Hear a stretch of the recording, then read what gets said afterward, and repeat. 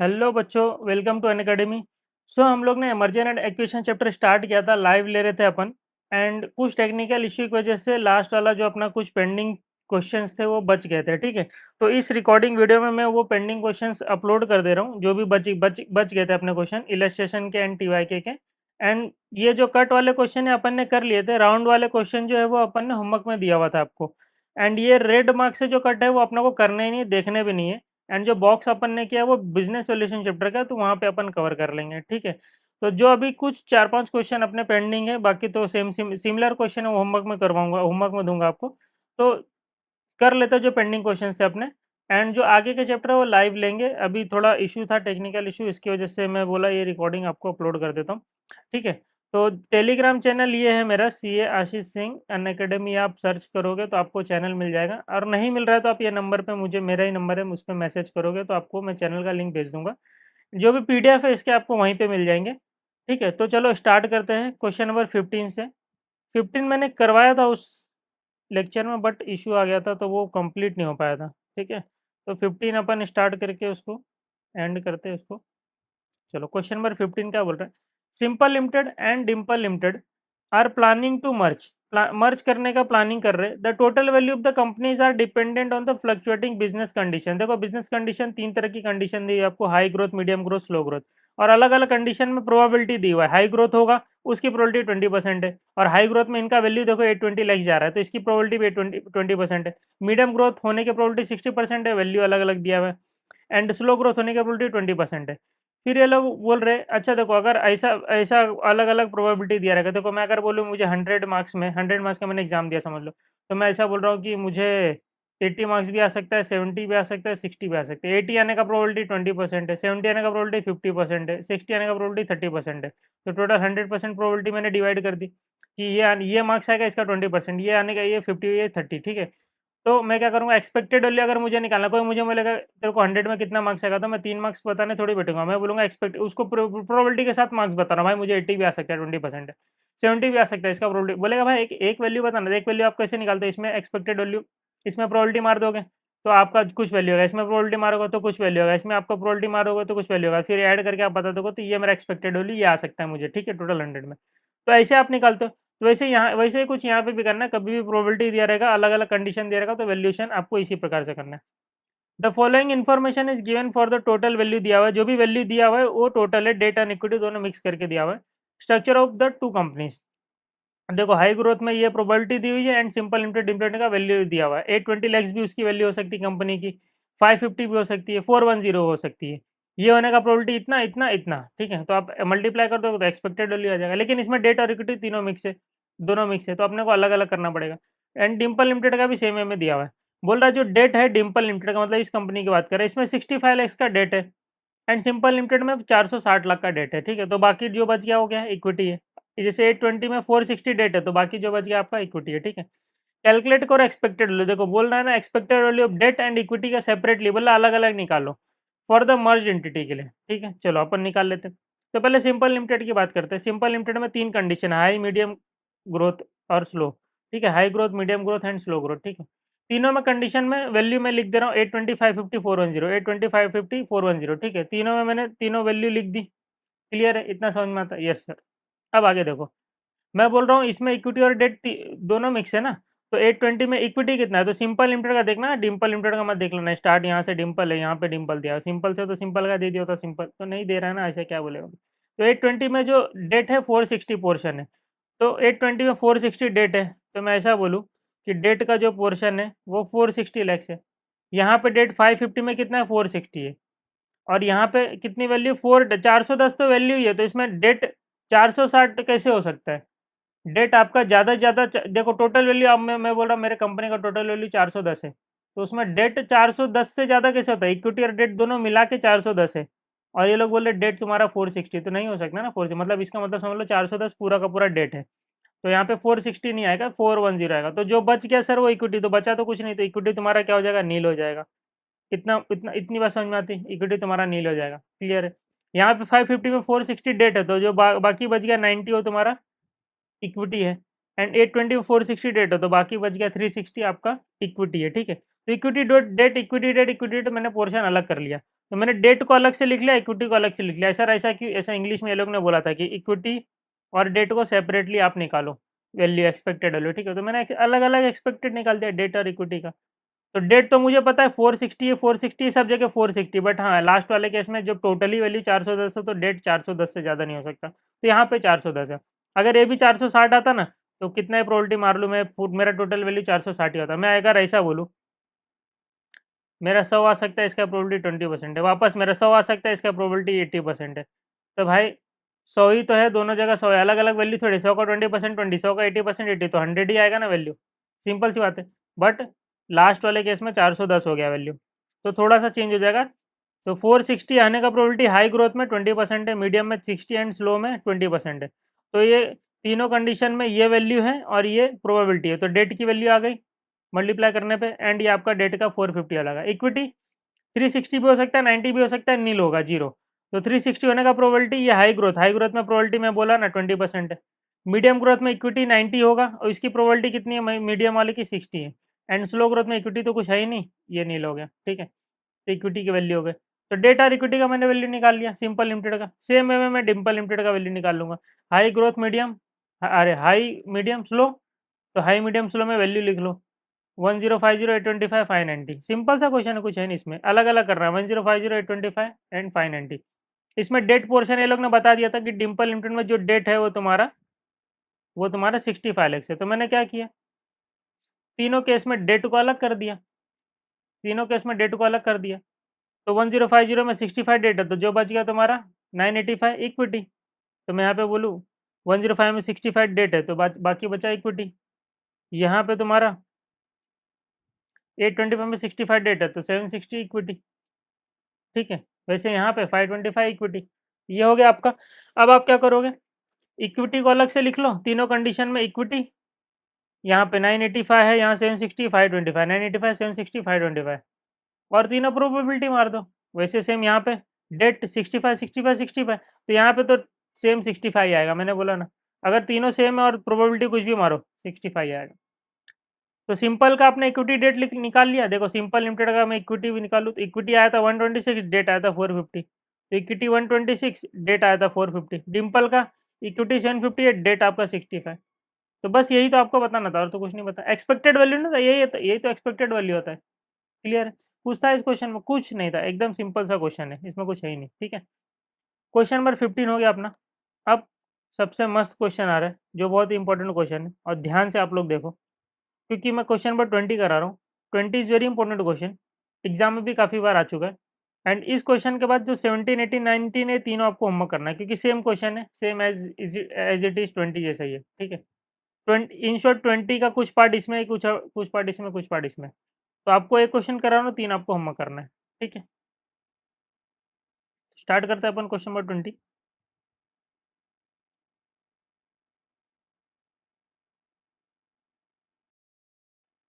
देखो question number 20, the following information is relating to acquiring company Abhiman limited and target company Abhishek limited. तो acquiring company कौन है? अभिषेक limited, अभिमान limited जो खरीद रही है सामने वाली कंपनी को। एंड टारगेट कंपनी कौन है? अभिषेक लिमिटेड। तो सामने वाली जो कंपनी को अपन लोग खरीद रहे हैं उसका नाम है अभिषेक, एंड जो कंपनी खरीद रही है सामने वालों को उसका नाम है अभिमान लिमिटेड। मतलब एक्वायरर जो खरीद रहा है सामने वाले को उसका नाम है अभिमान, एंड जिसको हम खरीद रहे हैं वो टारगेट लिमिटेड अभिषेक हो गया, ठीक है। Both companies are promoted by multinational company Trident limited. तो दोनों दोनों का बॉस कौन है? Trident limited. ट्राइडेंट लिमिटेड के अंदर आते हैं दोनों कौन? अभिषेक एंड अभिमान। प्रोमोटर होल्ड करता है 50% एंड 60% रिस्पेक्टिवली इन अभिमान लिमिटेड, अभिषेक लिमिटेड। तो अभिमान लिमिटेड की अगर अपन बात करें, अभिमान लिमिटेड की, तो इसमें 50% प्रोमोटर लोग होल्ड करके रखे हुए हैं। तो बाकी सर क्या है? बाकी आपका मार्केट में फ्री फ्लोट है, उस पर ट्रेडिंग हो रहा है, ठीक है। एंड जो अभिषेक है, देखो अभी मैं बताता हूँ आपको प्रोमोटर होल्डिंग क्या होता है। अभिषेक लिमिटेड उसमें 60% प्रोमोटर लोग होल्ड करके रखे हुए, 60%, ठीक है। 60% आपका अभिषेक में, 50% आपका अभिमान में, रिस्पेक्टिवली बोला है ना। तो first first second second. Sir promoter holding क्या होता है? देखो मैं ध्यान से आपको समझा दे रहा हूँ, यहाँ पे देखो। अगर मैं टाटा मोटर्स कंपनी की बात करूँ, टाटा मोटर्स कंपनी की बात करूँ, दिख रहा है यहाँ पे? ध्यान से देखो,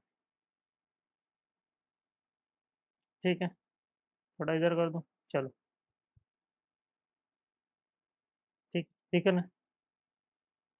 हम्म हम्म हम्म चलो देखो, नहीं दिख रहा? दिख रहा है, ठीक है। चलो देखो, तो अगर इसमें ऐसा बात करूँ, तो इसमें देखो ग्रीन कलर में प्रोमोटर लिखा हुआ है, यहाँ पे ध्यान से देखो, यहाँ पे प्रोमोटर लिखा हुआ है ग्रीन कलर में। अब ये जो प्रोमोटर है, कितना परसेंट, ये देखो ग्रीन कलर यहाँ मैच करो, 42.58% प्रोमोटर लोग ने होल्ड करके रखा हुआ है, ठीक है। अब इसके अलावा जो ये अदर है, ये सब मार्केट में ट्रेड करते हैं, ठीक है, ये सब मार्केट में ट्रेड करते हैं। प्रोमोटर के अलावा प्रोमोटर लोग अपने पास रखे रहते हैं वैसे, ट्रेडिंग नहीं करते इसका, ठीक है, जब मन करता मतलब जा इसका ट्रेडिंग नहीं करते ये लोग, अपने पास रखे रहते हैं। जब अपन लोग बोलते हैं ना प्रोमोटर ने शेयर्स बेच दिए, तो अपने को लगता है कंपनी में कुछ लोचा है या प्रॉफिट वॉफिट नहीं होने वाला, जो भी होता है, तो प्रोमोटर अपना शेयर बेचते हैं, ऐसा डेली ट्रेड नहीं करते। तो मार्केट में जो ट्रेड कर रहे हैं अदर देन प्रोमोटर, उसको बोलते हैं फ्री फ्लोट, इसको बोलोगे फ्री फ्लोट, जो लोग बाय सेल करते हैं, ठीक है। एंड ये बोलेंगे अपन लोग प्रोमोटर्स होल्डिंग, ठीक है, जो देखो यहाँ पे ग्रीन कलर वाला। बाकी इंश्योरेंस कंपनीज ने होल्ड करके रखा है 5.72%, इंडिविजुअल इन्वेस्टर ने होल्ड करके रखा हुआ है 3.2%, म्यूचुअल फंड ने होल्ड करके रखा हुआ है आपका 10.61%, फॉरेन पोर्टफोलियो इन्वेस्टर ने 17.84%। आपको कैसे पता चले, देखो ना कलर से मैच कर रहा है, ये कलर है। अदर्स वाला अच्छा 3.2%, इंडिविजुअल इन्वेस्टर आपका 20.05% है, ठीक है। तो ये आपका अदर देन 42.5%, अदर देन जो बच गए वो आपका मार्केट में फ्री फ्लोट है, ये ट्रेडिंग होता है इसका, ठीक है। टाटा मोटर्स की मैंने बात की थी अभी। तो फ्री फ्लोट और ट्रेड, मार्केट में जो ट्रेड कर रहा है फ्री फ्लोट एंड जो प्रमोटर, वो आपको समझ में आता है, ठीक है। अभी पढ़ते हैं अपन लोग अब। अभिमान लिमिटेड, अभिषेक लिमिटेड की मैं बात कर रहा था। तो शेयर कैपिटल जो है, इसमें शेयर कैपिटल की बात कर रहा है, मतलब जो 200 लाख से एंड 100 लाख से शेयर कैपिटल कैसे आया होगा, number of shares into paid up value multiply किया होगा, तो आपका आ गया होगा 200 लाख एंड 100 लाख, ठीक है। फ्री रिजर्व सरप्लस, ये आपके पास पड़ा हुआ है, इसमें 800, इसमें 500 लाख पड़ा हुआ है। पेड अप वैल्यू पर शेयर, एक शेयर का वैल्यू यहाँ पे कितना है, 100 रुपया, ठीक है, पेड अप वैल्यू। तो शेयर कैपिटल में तो पेड अप वैल्यू जाता है, ये तो आपको पता होगा शेयर कैपिटल में। तो नंबर ऑफ शेयर्स होंगे कितने, 200 लाख डिवाइड बाई 100 में कर दूंगा, ठीक है। एक शेयर का पेड अप वैल्यू 100 लाख है, सॉरी 100 रुपीज़ है, तो 200 लाख डिवाइड बाई 100 करूंगा, तो नंबर ऑफ शेयर्स कितने आ जाएंगे, 2 लाख आ जाएंगे। देखो ना, 2 लाख शेयर्स होंगे। अगर तुमने शेयर्स 120 रुपये में इशू किया, तो आप क्या बोलते थे, 100 रुपया पेडअप वैल्यू है, 20 रुपया आपका प्रीमियम है, तो 100 रुपया शेयर कैपिटल में डालते थे पेडअप वैल्यू, एंड 20 रुपया आप क्या करते थे, प्रीमियम में डालते थे। तो यहाँ पे पेडअप वैल्यू 100 है, तो 100 × 2 लाख करूंगा तो मेरा 200 लाख आ जाएगा शेयर कैपिटल। शेयर कैपिटल दिया, पेडअप वैल्यू दिया, तो नंबर ऑफ शेयर्स में निकालने आ जाएगा, इतना निकालना आ जाएगा आपको, नंबर ऑफ शेयर्स निकालने आ जाएगा, सिंपल। तो वैसे यहाँ पे 100 लाख से share capital and paid up value यहाँ पे 10 रुपये है। क्यों मैं इतना जोर दे रहा हूँ, आपको आगे समझ में आएगा, ठीक है। तो ये यहाँ पे नंबर ऑफ शेयर्स कितने हो गए, 10 लाख हो गए। 100 लाख डिवाइड बाई 10, ये आपका आ गया 10 लाख, ठीक है। फ्री फ्लोट मार्केट में जो कैपिटल घूम रहा है, फ्री फ्लोट मार्केट कैपिटलाइजेशन, ये फ्री फ्लोट है, इतना मार्केट में घूम रहा है 400 लाख, 400 लाख इसका वैल्यू। फ्री फ्लोट जो मार्केट में घूम रहा है, तो सर अगर अभिमान लिमिटेड की बात करूं, तो 50% तो प्रोमोटर का होल्डिंग है। अगर मैं अभिमान लिमिटेड की बात करूं, तो प्रोमोटर के पास 50% है। तो जो मार्केट में फ्री फ्लोट घूम रहा है, जो मार्केट में घूम रहा है फ्री फ्लोट, वो सर 50% है, जो रिमेनिंग 50% है। अभिषेक लिमिटेड में प्रोमोटर के पास 60% है, तो जो मार्केट में घूम रहा है, जो मार्केट में जिस पे ट्रेड हो रहा है, वो कितना परसेंट है, 40% है। तो अभी यहाँ पे अगर मैं आपको ये बोलूँ free float market capitalization 400 lakh से, तो मैं ये बोल सकता हूँ कि this is only equal to 50%, क्योंकि मार्केट में फ्री फ्लोट होता है, बाकी तो प्रोमोटर लोग अपने पास बांध के रखे हुए हैं। तो दिस इज ओनली 50%। मैं बोलूँ पूरा कंपनी का वैल्यू बताओ, तो ये 50% है, तो पूरा कंपनी का वैल्यू कितना होगा, 50% 400, तो 100% कितना, 800 लाख। तो पूरा कंपनी का market value, market capitalization value बताऊं तो वो 800 लाख आ जाएगा, ठीक है। पी रेशियो दिया हुआ है 10 टाइम्स, सेम वे में यहाँ पे पी रेशियो 4 टाइम्स है, और यहाँ पे फ्री फ्लोट 120 लाख है, दिस इज इक्वल टू आपका 40%, क्योंकि 60% आपका प्रोमोटर्स के पास है, ठीक है। इतनी बात समझ में आती है सर, इतनी बात समझ में आती है। नंबर ऑफ शेयर्स मैंने निकाल लिया, तो अभी तक मैंने कुछ किया नहीं है, मेरे को टोटल मार्केट वैल्यू इसका निकालना है, ठीक है। तो अभी मैं वहीं पे जा रहा हूँ। अभिमान लिमिटेड 2 लाख शेयर्स है, इतना मुझे पता है। अभिमान लिमिटेड में टोटल शेयर्स कितने, 2 लाख है। तो आधा तो प्रोमोटर के पास है 50%, तो आधा मार्केट में घूम रहा है 1 लाख। आधा प्रोमोटर के पास है तो आधा 1 लाख मार्केट में घूम रहा है। और ये 1 लाख जो मार्केट में घूम रहा है ना, उसका वैल्यू ये लोग ने बोला है 400 लैक्स है। देखो ना यहाँ पे, देखो ना guys, free float market capitalization 400 lakhs है। This is equal to 50%। And ये 400 लाख किसकी वैल्यू? वो 1 लाख शेयर्स की। 2 लाख में से 1 लाख मार्केट में और 1 लाख आपका प्रोमोटर के पास है, तो 1 लाख की वैल्यू 400 लाख है। तो 2 लाख की वैल्यू कितनी होगी? 800 लाख। या तो मैं डायरेक्ट भी निकाल सकता हूँ कि 400 लैक्स इज 50%, तो पूरा 100% मार्केट कैपिटलाइजेशन कितना होगा? तो 800 लैक्स क्रॉस मल्टीप्लाई करके। वही मैंने यहाँ पे किया हुआ है दोनों तरीके से, कि 2 लाख में 1 लाख शेयर्स फ्री फ्लोट है, 1 लाख मार्केट प्रोमोटर के पास है, तो 1 लाख का वैल्यू 400 लाख दिया है, तो टोटल 2 लाख की वैल्यू कितनी है? क्रॉस मल्टीप्लाई 800 लैक्स आ जाएगा। या तो आप ऐसे निकालो, ये 400 लाख है, वो 50% ही है, तो 100% कितना? क्रॉस मल्टीप्लाई करो, सेम वही आएगा, 800 लाख 800 लाख। सेम में यहाँ पे करो, अभिषेक लिमिटेड में टोटल नंबर ऑफ शेयर्स कितने? 10 लाख। सर कहाँ से आया? यहाँ पे अपन ने निकाला था, टोटल 100 लाख शेयर कैपिटल है, 10 का पेड अप वैल्यू है, तो नंबर ऑफ शेयर 10 लाख होंगे। ठीक है, 10 लाख में से अपन ने बोला मार्केट में जो है 6 लाख है, प्रोमोटर के पास 6 लाख है, 60%, तो 40% इनके पास है, फ्री फ्लोट है। ठीक है, मार्केट में ट्रेडिंग हो रहा है। ये 4 लाख का वैल्यू इन्होंने दिया हुआ है, जो फ्री फ्लोट हो रहा है उसका वैल्यू दिया हुआ है 128 लैक्स। तो ये 4 लाख शेयर्स का वैल्यू 128 लैक्स है, तो टोटल 10 लाख शेयर्स का कितना होगा? क्रॉस मल्टीप्लाई किया, आ गया 320 लाख। सेम आप यहाँ पे भी निकालोगे, ऐसे भी डायरेक्ट भी निकाल सकते हो कि ये 128 लैक्स है, वो 40% ही रिप्रेजेंट कर रहा है, जो कि मार्केट में फ्री फ्लोट है। तो पूरा 100% कितना क्रॉस मल्टीप्लाई करोगे? 320 लाख। तो मैं अगर पूरे कंपनी का वैल्यू बोलूँ अभिषेक लिमिटेड का, तो आ जाएगा 320 लाख। एंड अगर मैं अभिमान लिमिटेड के पूरे कंपनी का वैल्यू बोलूँ तो 800 लाख आ जाएगा, 800 लैक्स आ जाएगा। ठीक है, इतनी बात समझ में आती है? इतनी बात समझ में आती है? चलो अब सर आप क्या बोल रहे हो, अब आगे बात करते हैं अपन लोग। तो अभी तक अपन मर्जर इक्वेशन में सीख रहे थे कि मार्केट प्राइस के रेशियो में बांट दो, स्वैप रेशियो की बात कर रहा हूँ, कि हाँ मेरा मार्केट प्राइस 100 रुपये है, सामने वाला का 50 रुपये है, तो अपन उसको एक शेयर नहीं आधा ही शेयर देंगे, ऐसा बोलते थे अपन लोग। या तो ईपीएस के रेशियो में बांट दो।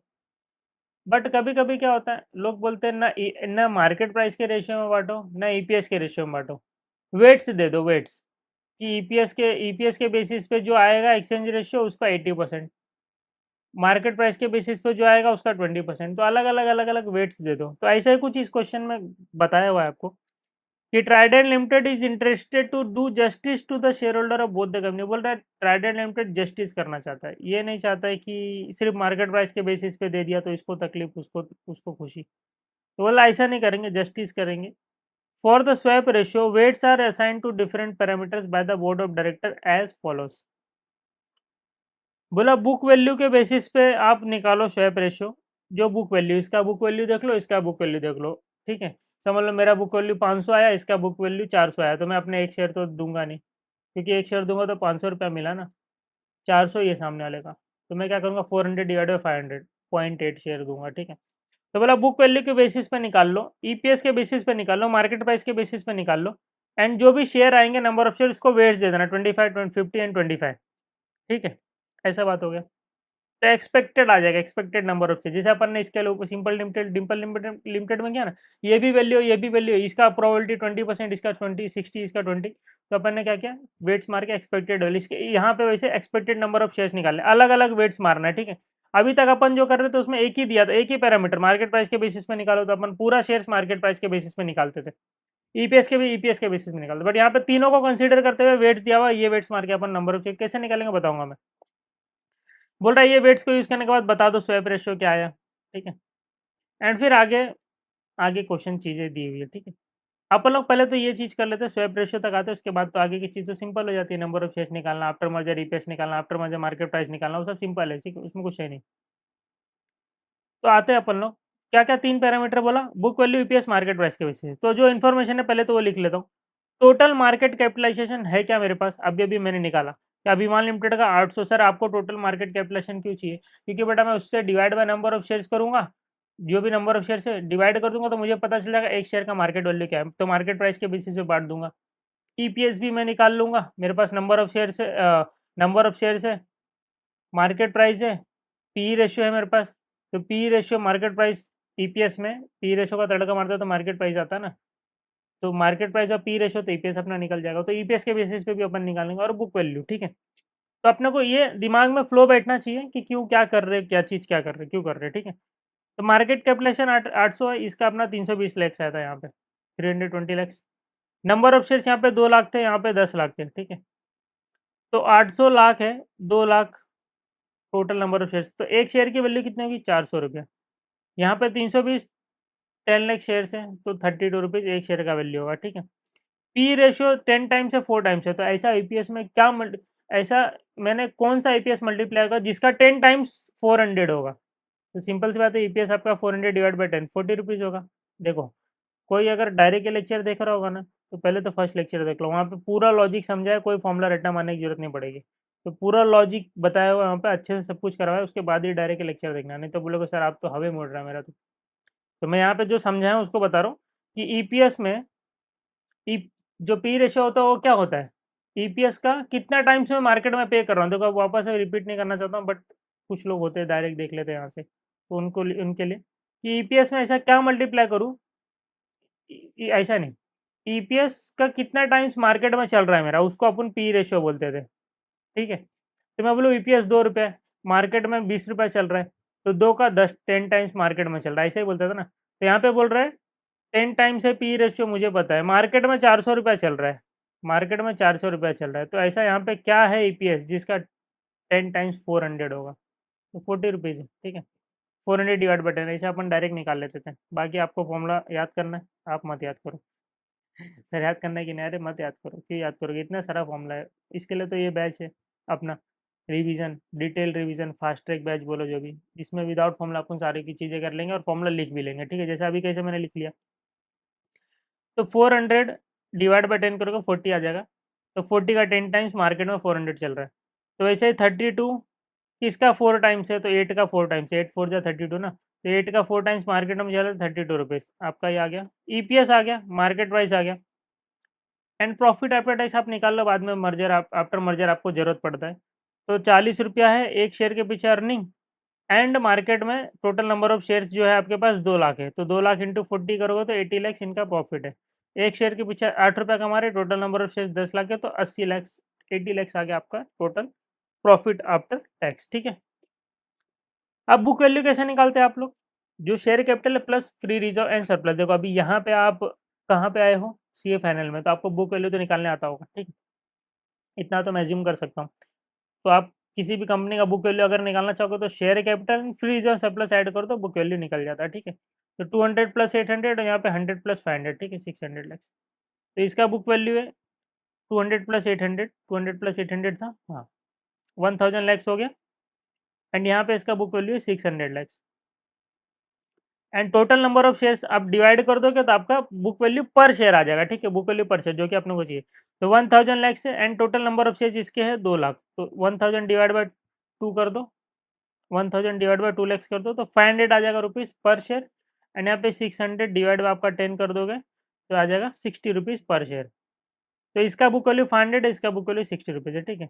अब अपन क्या करेंगे, हर एक के बेसिस पे स्वैप रेशो डिसाइड करेंगे कि अगर ऐसा होता कि मार्केट के बेसिस पे, मार्केट प्राइस के बेसिस पे अगर अपने को सामने वालों को खरीदना होता तो अपन क्या बोलते हैं, भाई तेरा मार्केट प्राइस तो 32 रुपये है, मेरा मार्केट प्राइस देख 400 रुपये है, तो मैं अपने एक शेयर दे दूँ क्या तुझे, नहीं नहीं एक शेयर तो नहीं दूंगा, तो कितना दूंगा, इसका कुछ टुकड़ा दूंगा, ठीक है, कितना टुकड़ा, तो 32 डिवाइड बाई 400 करोगे, तो 32 डिवाइड बाई 400, ये वाला देखो 32 डिवाइड बाई 400, तो 0.08 शेयर्स में आपने दूंगा, तो मैं आपने 0.08 शेयर्स दूंगा, तो उसको 32 रुपीज़ मिल जाएगा। देखो ना, मैं अपना एक शेयर दूंगा तो 400 रुपीज़ गया ना, पर मुझे एक शेयर नहीं देना, उसको सामने लो खरीदना है, तो मेरा वैल्यू तो 400 रुपये ना, तो अपना 0.08 ही शेयर दूंगा, 0.08 शेयर, सो दैट देखो ना, एक शेयर का वैल्यू 400, तो 0.08 शेयर का वैल्यू कितना, 400 इंटू 0.08, तो 32 रुपीज़ उसको मिल जाएगा, ठीक है। तो ऐसे ही स्वैप रेशियो निकलता है। 32 क्या है, मार्केट प्राइस ऑफ टारगेट, 400 क्या है, मार्केट प्राइस ऑफ एक्वायरर, तो ये आपका फॉर्मूला हो गया, this is swap ratio 0.08। But यहाँ पे बोला नहीं, सिर्फ मार्केट प्राइस के बेसिस पे नहीं, ईपीएस के बेसिस पे भी आप निकालो, ठीक है। तो ईपीएस के बेसिस पे अपना क्या आ रहा है, मेरा ईपीएस है 40 रुपया और उसका ईपीएस है 8 रुपया, तो पूरा तो दूंगा नहीं, 40 रुपया मिल जाएगा ना, तो कितना दूंगा, मेरा 40 है उसका 8 रुपया, तो 8 डिवाइड बाई 40, 0.2 शेयर्स, ये हो गया ईपीएस के बेसिस पे। एंड बुक वैल्यू के बेसिस में, मेरा बुक वैल्यू 500, उसका बुक वैल्यू 60, तो पूरा दूंगा तो 500 रुपया मिलेगा, पूरा नहीं देना है, 60 रुपीज़ ही की पूर्ति करनी है, तो 60 डिवाइड बाई 500, तो कितना दूँ, आप निकाल लें यहाँ पे, 0.12 शेयर्स। पूरा एक शेयर दोगे तो 500 रुपया मिल जाएगा ना भाई, इसको पूरा एक शेयर नहीं देना है, तो कितना दोगे 0.12 शेयर्स उसके एक शेयर के बदले, ठीक है, क्योंकि उसके एक शेयर का बुक वैल्यू 60 रुपीज़ है। तो 500 इंटू 0.2 करोगे, 0.12 करोगे तो 60 रुपीज़ आ जाएगा, ठीक है। तो ये आ गया अलग अलग स्वैप रेशियो तीनों के बेसिस पे, 0.12, 0.2, 0.08। बट उन्होंने बोला एक बार आप शेयर तो निकालो। अगर मैं सिर्फ बुक वैल्यू को फॉलो करता तो एक शेयर के लिए 0.12 शेयर्स देता था, एक शेयर को मैं 0.12 शेयर्स देता था, और सामने शेयर्स कितने हैं जिसको मैं खरीदने जा रहा हूँ, 10 लाख शेयर्स है ना, तो एक शेयर की जगह 0.12 ही दूंगा अपना मैं, तो 10 लाख शेयर्स को कितना दूंगा, देखो एक शेयर के बदले में 0.12 देंगे अगर बुक वैल्यू के बेसिस पे, ठीक है। तो 10 लाख शेयर्स को कितना दूंगा, क्रॉस मल्टीप्लाई आप कर लो, तो आपका आ जाएगा 1.2 लाख शेयर्स आ जाएगा, ठीक है। अगर आप क्या कर रहे हो, बुक वैल्यू के बेसिस पे दे रहे हो, तो 1.2 लाख शेयर्स देते थे अपन लोग। बट उन्होंने बोला ईपीएस के बेसिस पे भी देखो, तो ईपीएस के बेसिस पे मैं अगर देख रहा हूँ, ईपीएस के बेसिस पे तो 0.2 शेयर्स फॉर वन शेयर्स, एक शेयर के लिए 0.2 शेयर्स बराबर, तो 10 लाख शेयर्स को मैं कितना दूंगा, 10 इंटू 0.2, तो ये आ गया 2 लाख शेयर्स, ठीक है। मार्केट प्राइस के बेसिस पे मैंने देखा तो एक शेयर के लिए 0.08 शेयर्स, तो 10 लाख शेयर्स को कितना आ जाएगा, 0.08 इंटू 10 लाख, 80,000 शेयर्स आ जाएंगे, ठीक है। अब उन्होंने क्या बोला था कि ना तुम बुक वैल्यू के बेसिस पे पूरे शेयर्स दो, ना तुम ईपीएस के बेसिस पे पूरे शेयर्स दो, ना तुम मार्केट के बेसिस पे पूरा शेयर्स दो, तो दे क्या, तो दे क्या, तो करे क्या, तो इन्होंने बोला बुक वैल्यू के बेसिस पे 25% वेट्स मार दो, तो बुक वैल्यू के बेसिस पे जितने भी शेयर्स आएंगे उसका आप 25% दो, अर्निंग के बेसिस पे जो भी शेयर्स आए 50% दो, एंड 25% मार्केट प्राइस वाले पे दो। तो मैंने वेट्स मार दिया कि बुक वैल्यू के बेसिस पे टोटल अपनों को 1.2 लाख शेयर्स देने चाहिए थे, बट आप बोले 25% ही वेट्स दो, तो अपन 25% शेयर्स देंगे, एंड इधर पे 2 लाख ईपीएस पे 50% का वेट्स है, एंड मार्केट में 25% का वेट्स है। तो ये आ गए नंबर ऑफ शेयर्स, तो टोटल नंबर ऑफ शेयर्स अब अपन दे रहे हैं 1.5 लाख शेयर्स दे रहे हैं, ना ये देंगे ना 1.2 लाख देंगे, ना 2 लाख देंगे, ना 80,000 देंगे, हम तीनों का एक एवरेज मान लेते ना। देखो अगर मैं एवरेज करता तो देखो कोई भी चीज अगर मैं ऐसा बोलूँ एवरेज दे दो, एवरेज ना एक 1.2 ना 2 ना 80,000, तो मैं क्या करता, तीनों का डिवाइड करके 3 कर देता, डिवाइड बाय 3, तीनों का ऐड करके डिवाइड बाय 3, तो एवरेज आ जाता।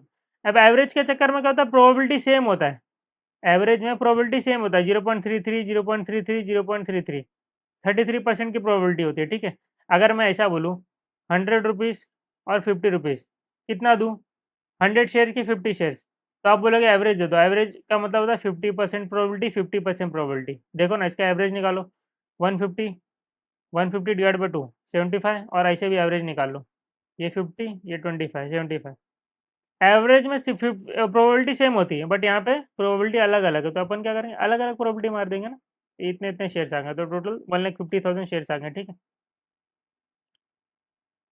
तो मैंने वो डिसाइड किया कि मैं 1,50,000 शेयर्स दूंगा उसके 10 लाख शेयर्स के सामने, उसके 10 लाख शेयर्स के सामने मैं उसको 1,50,000 शेयर्स दूंगा अपने। तो आप क्या रेशियो में शेयर्स दिए, उसके 10 लाख शेयर्स के सामने आपने 1.5 लाख शेयर्स दिया, तो एक एक शेयर के सामने कितना शेयर्स दिया है, तो 0.15 दिया है, ना 0.12, ना 0.2, ना 0.08, मैं डायरेक्ट भी कर सकता था, 0.12 का 25%, 0.2 का 50%, 0.08 का 25%, तो ये आता था 0.15, लेकिन मैं आपको सोचा ईजी में मैं आपको बताता हूँ कि नंबर ऑफ शेयर्स निकाल दिया, फिर नंबर ऑफ शेयर्स के वेट्स मार दिया, तो ये आएगा टोटल नंबर ऑफ शेयर, इतने ही शेयर्स में इशू करूंगा, ठीक है। तो आप देख लो 10 लाख के सामने 1.5 लाख में दे रहा हूँ, तो एक के सामने कितना दे रहा हूँ, 0.15 शेयर दे रहा हूँ, तो ये आपका स्वैप रेशियो आ गया, वही तो पूछा था आपको। बस यहीं तक की कहानी आपकी थी तकलीफ वाली, स्वैप रेशियो निकालने तक, ये भी तो तकलीफ नहीं है, इसमें तो कुछ है ही नहीं। अब बोलो यहाँ तो कुछ तकलीफ हुआ क्या आपको, कुछ हुआ तकलीफ, नहीं कुछ हुआ तो आप बता दो, कमेंट कर दो आप, ठीक है। तो ये हो गया आपका स्वैप रेशियो वाली बात खत्म। अब आगे देखो, स्वैप रेशियो आ गया तो मुझे पता चल गया कि 10 लाख शेयर के सामने मैं 1.5 लाख शेयर दे रहा हूँ, तो अब मुझे क्या करना है, आफ्टर मर्जर वाली चीज़ें निकालनी रहेगी कि अब नंबर ऑफ शेयर्स डिसाइड हो गए। अब आफ्टर मर्जर पूछ रहा है बुक वैल्यू बता दो, आफ्टर मर्जर ईपीएस बता दो, आफ्टर मर्जर मार्केट प्राइस बता दो, अभिमान लिमिटेड, क्योंकि अभिमान लिमिटेड ही रहा गया, देखो ना आफ्टर मर्जर निकालो। एज्यूम करो पीई रेशियो जो है सेम है, unchanged, and all asset liability जो है बुक वैल्यू पे लिया गया है, ठीक है। तो वही जो अपन लोग करते थे आफ्टर मर्जर वही निकालना है, बस यहाँ पे एक नई चीज़ बुक वैल्यू भी आ गई, ठीक है, निकाल लेंगे, टेंशन की बात नहीं, बुक वैल्यू पे भी ध्यान दे देना।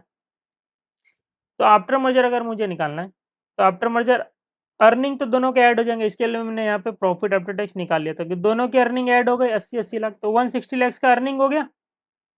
और after merger number of shares देख लो, ओल्ड कितने थे, ओल्ड आप total number of shares after merger, तो अभिमान लिमिटेड में ऑलरेडी 2 लाख शेयर्स तो थे ही, और अभी नया नया ताजा ताजा अभिमान लिमिटेड ने 1.5 लाख शेयर्स इशू किए अपने, तो 1.5 लाख शेयर्स और इशू किए, तो टोटल अब अभिमान लिमिटेड में 3.5 लाख शेयर्स हो गए। ठीक है, 3.5 लाख शेयर्स हो गए। अब ये 160 लाख जो प्रॉफिट है वो 3.5 लाख लोगों का है, तो एक एक शेयर के पीछे कितना है अर्निंग, तो ईपीएस आ जाएगा after merger, total earning divide by total number of shares, total earning 160 divide by total number of shares, तो आफ्टर मर्जर जो अर्निंग है एक शेयर के पीछे 45.7142 है। ठीक है, और उन्होंने बोला पी रेशियो सेम है, तो पी रेशियो 10 टाइम था, जिस कंपनी ने खरीदा उसी का पी रेशियो लेंगे ना, ये तो बंद हो गई, ये तो गई ना, तो इसका पी रेशियो 10 टाइम्स है, तो मार्केट में अब 10 टाइम्स चल रहा है ईपीएस का, तो ईपीएस का 10 टाइम्स आप कर दो, तो इसमें ईपीएस में पी रेशियो का तड़का मार दो, ईपीएस 45.712 इंटू 10 टाइम्स, तो मार्केट प्राइस आ गया 457.142। तो आपको यही तो पूछा था आफ्टर मर्जर, आप क्या बोलो, मार्केट प्राइस निकालो, अपन ने निकाल दिया M market price after merger, आपने उसने पूछा ईपीएस बता दो आफ्टर मर्जर, ईपीएस बता दिया आफ्टर मर्जर मैंने, दोनों चीज। अब बुक वैल्यू भी पूछा था, यहाँ पे आपको ध्यान देना पड़ेगा कि आपको बुक वैल्यू भी पूछा था, तो यहाँ पे एक चीज ध्यान दे दो, जब मैंने सामने वालों को खरीदा, तो मैंने बुक सब कुछ बुक वैल्यू पे लेके गया। ठीक है, यहाँ पे कहाँ पे लिखा है सर, ये देखो, all assets and liabilities are taken over at book value. ठीक है, तो मैंने उसको खरीदा जब, तो कितने की कंपनी खरीदी मैंने, 600 लाख की कंपनी, यही बोलूंगा ना, उसका बुक वैल्यू था कितना, 600 लाख का था, 600 लाख का बुक वैल्यू था, तो मैं यहाँ पे ऐसा लिख दूँ 600 लाख का बुक वैल्यू था। ठीक है, अभी जो मैं कलर कर रहा हूँ हाईलाइट, वहीं पे आप देखना, ये सामने वाली जिसको मैंने खरीदा देखो, 600 लाख का बुक वैल्यू था उसका। अब मैं ऐसा बोलूंगा, मेरा मेरा बुक वैल्यू कितना, मेरा बुक वैल्यू में तो कोई चेंजेस नहीं आएगा, तो मेरा बुक वैल्यू 200 प्लस 800 लैक्स पहले से था ही। ठीक है, अब उसकी बुक वैल्यू भी ऐड हो जाएगी, 200 प्लस 800, मेरा बुक वैल्यू 1000 लैक्स था। ठीक है, सामने वाले का भी बुक वैल्यू ऐड होगा, तो टोटल बुक वैल्यू तो 1600 लैक्स होगा। यहाँ पे कहाँ पे कर रहा हूँ मैं, यहाँ पे नहीं, आफ्टर मर्जर की बात कर रहा हूँ, हाँ यहाँ पे, तो 200 और 800 तो मेरा था, 1000 तो मेरा था ही, एंड सामने वाला का 600 लैक्स ऐड होगा। ठीक है, तो टोटल बुक वैल्यू मेरा 1600 लैक्स होगा, इतना मुझे समझ में आता है। बट 600 लैक्स का जो बाइफर्केशन है share capital and free reserve में कितना जाएगा, तो देखो यहीं पे सब लोग गलती कर देते हैं, यही यही आपका इंपॉर्टेंट पॉइंट है। तो मैं अगर आपको ऐसा बोलूँ कि मैंने 600 लाख की कंपनी खरीदी है, कितना शेयर इशू करके, 1.5 लाख शेयर इशू किया मैंने, 1.5 लाख शेयर इशू किया ना, 1.5 लाख शेयर इशू किया, और मेरे एक कम मेरे मेरे मेरे कंपनी में पेड अप वैल्यू कितना है, पेड अप वैल्यू 100 रुपीज़ है पर शेयर, 100 रुपीज़ है पर शेयर, तो ये 150 लैक्स हो गया, 150 लैक्स हो गया, ये मेरा शेयर कैपिटल में जाना चाहिए। तो आप तो सर बोले 600 लैक्स की कंपनी खरीदे, तो शेयर तो अपने शेयर कैपिटल तो 150 लैक्स का गया ना, तो जो बच गया वो कितना है, जो बच गया आपका 450 लैक्स, वो क्या है, वो आपका फ्री रिजर्व में चले जाएगा, वो आपका फ्री रिजर्व में चला जाएगा। तो इस प्रकार से आपको 600 लैक्स का बाइफर्केशन करना है। देखो यहाँ पे सब लोग की गाड़ी रुकती है, मेरा अभिमान लिमिटेड का, या अभिमान लिमिटेड का, ठीक है, तो अभिमान लिमिटेड में तो कोई चेंजेस नहीं है, 200 लैक्स का शेयर कैपिटल था, 800 लैख का फ्री रिजर्व था, तो 1000 लैक्स तो है ही मेरा, बट जिसको मैं खरीद रहा हूँ उसकी वैल्यू कितनी, 600, तो total value book value 1600 lakhs होगी, नो डाउट, बट 600 लैक्स को बाइफर्केट करो ना सही तरीके से, तो इक्विटी में जाना चाहिए 150 एंड फ्री रिजर्व में जाना चाहिए 450, क्यों इक्विटी में 150 जाना चाहिए, अरे मेरे भाई after merger total number of shares मुझे बताओ जरा, 2 लाख शेयर्स थे, ओल्ड और न्यू शेयर्स इश्यू किया 1,50,000, तो आफ्टर मर्जर 3.5 लाख शेयर्स है, 3.5 लाख, एंड शेयर कैपिटल में कितना जाना चाहिए, पेड अप वैल्यू 100 रुपीज़ है, तो शेयर कैपिटल में कितना जाना चाहिए 350 लैक्स, तो मुझे यहाँ पे शेयर कैपिटल में 350 लैक्स ही तो दिखना चाहिए ना, उससे ज़्यादा दिखेगा तो गलती नहीं हो जाएगा, तो कैसे जाएगा 350 लैक्स, तो मतलब इसका मतलब अभिषेक लिमिटेड वाले को कितना शेयर दिया, 1.5, तो 150 लैक्स ही तो आएगा ना, शेयर कैपिटल में 150 लैक्स तो आएगा, तो जो बच गया वो कहाँ जाएगा, फ्री रिजर्व में जाएगा।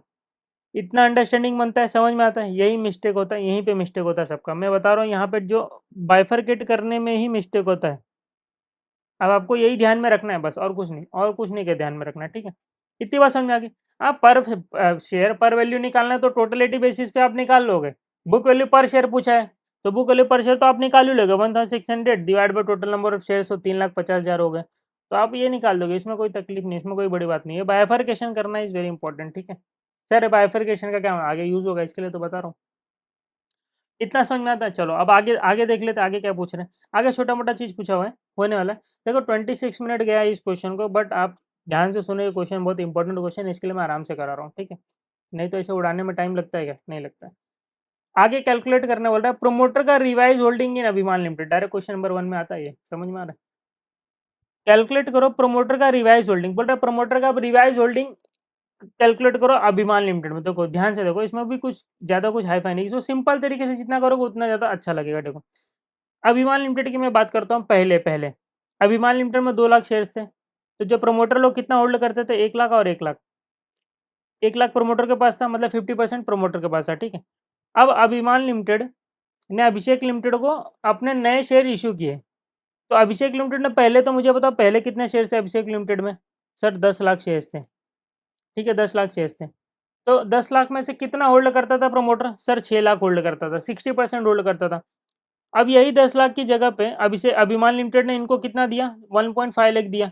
यही 10 लाख की जगह पे 1.5 लाख दिया ना। अरे 10 लाख शेयर्स को 1.5 लाख शेयर्स दिया ना। स्वैप रेशियो देखो ना, 0.15 का था, ऊपर निकाला तो 10 लाख को 1.5 दिया, तो 1.5 लैक्स में प्रोमोटर के पास कितना होगा? 60% होगा। सिर्फ पहले 10 लाख में 60% होल्ड करता था, तो 1.5 लाख में भी तो 60% ही होल्ड करेगा ना। अभी मैं बोलूँ मैं ही पूरा प्रोमोटर था, मैं ही प्रोमोटर था, ठीक है। तो 10 लाख में 6 लाख में होल्ड करता था मैं, अगर ऐसा बोलूँ। अभी अभिषेक लिमिटेड में जब एक्वायर हुआ, जब खरीद लिया मुझे अभिमान लिमिटेड ने, तो 6 लाख शेयर की जगह मुझे कितना शेयर्स मिला होगा? तो आप पहले तो ये सोचो, 10 लाख शेयर को कितना शेयर मिला? 1,50,000 शेयर। तो मुझे कितना मिलेगा? 1,50,000 का 60% ही तो मिलेगा ना। सिंपल सी बात है। या तो मैं ऐसा बोलूँ, एक शेयर की जगह उन्होंने कितना दिया? 0.15 शेयर्स दिया था। तो मेरे पास कितने शेयर्स है? मेरे पास प्रोमोटर के पास 6 लाख शेयर्स है, तो मुझे कितना मिलेगा? 0.9 लैक्स, वही 90,000 शेयर्स मिलेगा, ठीक है। क्रॉस मल्टीप्लाई करके तो आ जाएगा। तो वही मैं बताना चाह रहा हूँ, 1.5 लाख में 40% तो मार्केट में है एंड 60% प्रोमोटर के पास है। तो अभी जब आफ्टर आफ्टर मर्जर अभिमान लिमिटेड के पास क्या क्या है? 2 लाख है, और ये नई न्यूली इशूड 1,50,000 है। तो प्रोमोटर के पास क्या है? यहाँ के 1 लाख, और ये वाले प्रोमोटर के पास 0.9 लैक्स, मतलब 90,000। तो 1,90,000 शेयर्स होल्ड करता है कौन? प्रोमोटर लोग। ऐसा बता सकते हैं अपन। तो 3,50,000 में 1,90,000 जो है प्रोमोटर के पास है, एंड 1,60,000 जो है फ्री। आप ऐसा मत कर देना 3,50,000 में 50% डायरेक्ट कर देता हूँ सर प्रोमोटर के पास है, पूरा गलती हो जाएगा। ये यहाँ तो देखो प्रमोटर को कितना मिला। तो ये प्रमोटर लोग यहाँ पे आके बैठेंगे ना, 2 लाख, और ये 1.5 लाख लोग यहाँ पे आके बैठेंगे, क्योंकि ये लोग खरीद लिए इसको। तो 1.5 लाख में प्रोमोटर कितना होल्ड करा है? 0.9 लैक्स, ठीक है, मतलब वही 0.9 लैक्स मतलब 90,000, और 1 लाख यहाँ वाले प्रोमोटर लोग हैं। तो टोटल जो है वो 1,90,000 है प्रोमोटर के पास, ठीक है। इतनी बात समझ में आती है। तो 3.5 लाख का कितना पार्ट है ये? 1,90,000 is how much percentage of 3,50,000? तो 1,90,000 डिवाइड बाई 3,50,000, 54.29%। सेम है, मैं यहाँ पे कब कर लो। मार्केट में कितना घूम रहा है? 45.71%। अब ये लोग ने पूछा फ्री फ्लोट मार्केट बता दो। देखो यहाँ पे इन्होंने बोला अब फ्री फ्लोट मार्केट कैपिटलेशन बता दो। तो मार्केट में अब घूम कितना रहा है? मार्केट में 45.71 घूम रहा है। तो देखो टोटल अपन ने मार्केट मार्केट में 1,60,000 शेयर्स घूम रहे हैं। देखो 1,60,000 शेयर्स घूम रहे हैं। ये 1,90,000 तो प्रोमोटर के पास है ना। और मार्केट में एक शेयर का वैल्यू कितना है? यहाँ पे देखो मार्केट प्राइस आफ्टर 457.14, ये मल्टीप्लाई कर लो 1,60,000 इंटू 4। ये मार्केट में फ्री फ्लोट इतना घूम रहा है। क्लियर है? समझ में आता है? अब देखो, अब और थर्ड पॉइंट क्या पूछा, ये सबसे इंपॉर्टेंट है, यहीं पे गलती हो जाता है। बोल रहा है ऑल्सो कैलकुलेट करो number of shares, earning per share and book value. Number of shares, earning per share and book value, तीन चीज फाइंड करने बोला है। After equation of Abhishek limited, अभिमान लिमिटेड डिसाइडेड टू, अभिमान लिमिटेड क्या डिसाइड किया एक्विजिशन के बाद? कि हम बोनस शेयर देंगे 1:2 में, जिसके पास 2 शेयर है उसको 1 दे देंगे मर्जर होने के बाद, एंड बाद में स्प्लिट कर देंगे स्टॉक को 5 रुपया ईच फुल्ली पेड अप में, ठीक है, 5 रुपया ईच फ्लोट। चलो ठीक है, पहले बोनस इशू किया इन्होंने, बोनस इशू किया।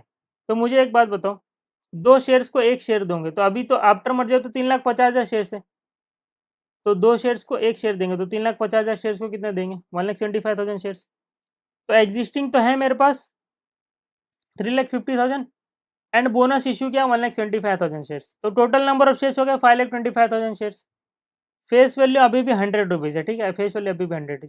अब मैं बोल रहा हूँ कि फेस वैल्यू 5 रुपया कर दो। तो मुझे एक बात हो, तो अगर आपके पास 1 शेयर है, 1 शेयर की वैल्यू फेस वैल्यू जो है 100 रुपीज़ है, और इन्होंने बोला अब फेस वैल्यू 5 रुपया कर दो, तो ये ₹5 कर दोगे तो आपको शेयर्स तो ज़्यादा देने पड़ेंगे ना, फिर ₹5-5 वाले, तो आपको टोटल 20 शेयर्स देने पड़ेंगे। सो दैट एक का वैल्यू ₹5 तो ₹100 की वैल्यू के साथ मैच तो होना चाहिए ना। तो एक शेयर 20 शेयर्स में डिवाइड हो जाएगा। तो मुझे एक बात बताओ, 3,50,000 तो एग्जिस्टिंग और दे दिया 1,20,000, टोटल नफ्स हो गया 5,25,000। अब 5,25,000 को आप तोड़ रहे हो, एक शेयर को ₹5 पेड अप वैल्यू में, तो ₹100 का शेयर जो था वो 5-5 टुकड़ा टूट के 20 शेयर्स हो जाएंगे ना। तो 5,25,000 शेयर्स कितने हो जाएंगे इंटू 20, तो total number of shares after merger हो जाएंगे, after merger and after issue and split 105 lakh shares of ₹5 paid up each. ठीक है, इतनी बात समझ में आती है। तो ईपीएस क्या हो जाएगा आपका, कुछ नहीं, आपका टोटल अर्निंग क्या था 160 लैक्स था, ईपीएस 80 160 था, divide by number of shares आपके चेंज हो गया, 3.5 लाख की जगह कितना हो गया नंबर ऑफ शेयर्स, आपने देखो ना बढ़ा दिया ना, तो आपका नंबर ऑफ शेयर्स 105 लैक्स हो गया, तो ईपीएस आपका 15.2381 हो गया। ठीक है, बट सामने वाले को किसी को लॉस नहीं हो, क्योंकि देखो मेरे पास एक शेयर की जगह 20 शेयर्स है, तो इंटू 20 करूंगा तो मेरे पास क्या आ जाएंगे, बोनस भी तो मिल गया, तो मेरे को लॉस नहीं हुआ। ठीक है, उल्टा बेनिफिट ही है बोनस मिलने से। तो फिर और क्या पूछा, तो ईपीएस मैंने निकाल लिया आफ्टर स्प्लिट, और ये नंबर ऑफ शेयर्स भी मैंने निकाल लिया after split, 105 lakhs number of shares हो गए एंड ईपीएस हो गया ये। ठीक है, अब बोल रहा है बुक वैल्यू पर शेयर, तो देखो मैं आपको बता दूं बुक वैल्यू जो है चेंज नहीं होगा, बुक वैल्यू तो 1600 लैक्स था, 1600 लैक्स ही रहेगा। यहाँ पे देखो बुक वैल्यू आपको 1600 लैक्स था, 1000, हाँ ऊपर का कॉम्बिनेशन चेंज होगा वो अपन बताते हैं, लेकिन बुक वैल्यू एक बार निकाल लेते पर शेयर 1600 लैक्स डिवाइड बाय जो टोटल नंबर ऑफ शेयर है 105 लैक्स, यही रहेंगे, बुक वैल्यू 15.2381 आ जाएगा। ठीक है, हाँ अभी चेंजेस करते हैं अपन लोग। अब देखो आपके पास शेयर्स कितने हो गए, ₹5-5 वाले 105 लैक्स हो गए। ठीक है, 105 लैक्स तो इंटू 5, तो आपके पास कितना होना चाहिए टोटल, 525 लैक्स होना चाहिए शेयर कैपिटल में। 105 लैक्स हो गए ₹5 वाले, तो देखो ना आप यहाँ पे 525 होना चाहिए टोटल नंबर ऑफ शेयर्स में, अगर शेयर कैपिटल तो 5 लैक्स होना चाहिए। अब करते हैं देखो 200 और 80, तो 800 तो था ही पहले से, 200 यहाँ तक तो आपको 100 और 800 था, 1000 लैक्स तो था ओल्ड। ठीक है, फिर 150 और 450 ये भी आपको पता है 600 लैक्स का डिवीजन। अब क्या होगा, देखो जब मैं बोनस दूंगा तो बोनस कहाँ से दूंगा, फ्री रिजर्व से तो पैसा निकाल के दूंगा, सिंपल सी बात है। एंड शेयर कैपिटल में ऐड हो जाएगा मेरा बोनस शेयर्स, तो ऐड हो जाएंगे ना।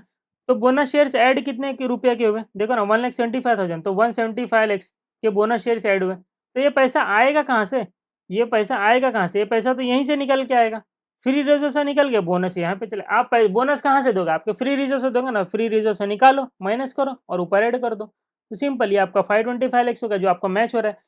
आपका 105 लैक्स शेयर्स हुए ₹5 के एक, तो 525 लैक्स होना चाहिए, मैच हो गया आपका। ठीक है, ये हो गया, आपको यही ध्यान रखना है यहाँ पे, ये हो गया ये हो गया। ठीक है, 175 लैक्स यहाँ से निकल, आपका ओवरऑल चेंजेस नहीं होगा, ओवरऑल 1600 लैक्स। देखो ना यहाँ पे आपने मैंने बताया यहाँ पे 1,75,000 शेयर्स ₹100 का एक था पेड अप, तो टोटल इतना हो गया। ठीक है, 175 लैक्स आपका निकला होगा, फ्री रेजो से निकल के सिक्योरिटी शेयर कैपिटल में जाएगा, और कुछ चेंजेस नहीं। ठीक है, इतनी बात समझ में आती है, और कुछ है, डन। तो सिंपल सा क्वेश्चन था, आपको बस एक दो जगह ध्यान देना है, मैं आपको बता दे रहा हूँ कहाँ कहाँ पे आपको ध्यान देना है। सबसे पहले तो स्वैप रेशो आप निकालो तरीके से, कुछ नहीं जैसे निकालते तो वैसे निकालो, बस बाद में लास्ट में वेट्स मार देना। ठीक है, बाद में आप वेट्स मार दोगे तो आपका काम हो जाएगा, पता चल जाएगा आपका। ठीक है, फिर आप यहाँ पे ध्यान दो, जब आप यहाँ पर बुक वैल्यू निकाल रहे हो तो यहाँ पे ध्यान दो, फिर रिवाइज होल्डिंग निकाल रहे हो तो यहाँ पे ध्यान देना कि डायरेक्ट 3.5 लेकर 50-50 मत कर देना। ठीक है, 2 लाख में पहले देख लो 1 लाख तो है, और यहाँ पे जो नए इश्यू किया 1.5 लाख, इसमें देख लो इसको कितना मिला प्रमोटर को, 60% होल्ड करता है तो 0.9 लैक्स, तो ये 1 लाख एंड 0.9 लाख मतलब 90,000, तो 1,90,000, तो ये अगर promoter hold device promoter hold, free float तो समझ जाएगा जो बाकी बच गया, एंड बोनस स्प्लिट होने के बाद। इन शॉर्ट पूरा क्वेश्चन ही इंपॉर्टेंट है। ठीक है, तो इसको आपको ध्यान से करना है, कुछ तकलीफ वकलीफ होगा तो आप कमेंट करो, वैसे तो तकलीफ होनी चाहिए नहीं। ठीक है, अच्छे से अपन करेंगे। ठीक है, तो क्वेश्चन नंबर 20 हो गया, तो अभी आप देख लो यहाँ पे 17, देखो देखो ये देखो वेट्स अलग अलग दिया हुआ है, तो बोल रहा है ईपीएस और मार्केट वैल्यू सब निकालो, स्वैप रेशियो निकालो, ये तीनों का वेट्स लेके, फिर market price, swap ratio, promoter revise holding, holding percentage after equation, मतलब प्रमोटर का रिवाइज होल्डिंग, इतना तो आप कर सकते हो। अब आ गया आपका क्वेश्चन नंबर 17, 18, 19। सर आप होमवर्क इतना दे रहे हो, देखो मैं इसलिए दे रहा हूँ क्योंकि आपका प्रैक्टिस होगा। ठीक है, आप अगर मैं ऐसा कार चलाते रहूँ और आप देखते रहो तो आप कार ड्राइविंग नहीं सीख पाओगे, तो आपको ये क्वेश्चन सॉल्व करोगे तो आपके लिए 2 बेनिफिट है यहाँ पे। पहली बात, ये राउंड वाले जो क्वेश्चन है वो आपको एग्जाम टाइम पे देखने ही नहीं है। तो मर्जर इक्वेशन में जो मैंने कट मारे, जो मैंने करा है, जो मैंने कट मारे, वही क्वेश्चन आपको एग्जाम में देखना है। तो बहुत लिमिटेड क्वेश्चन बच जाएंगे।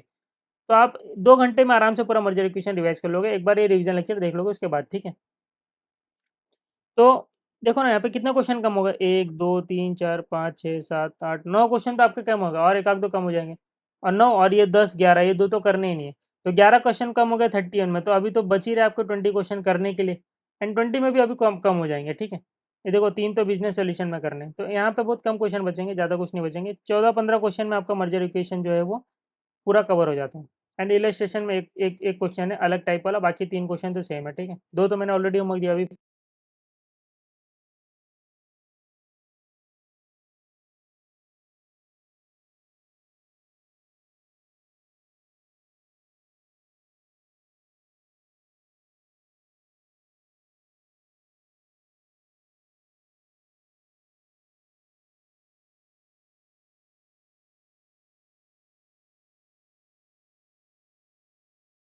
फर्स्ट एंड फोर्थ करा दूंगा, सिंपल सा क्वेश्चन है।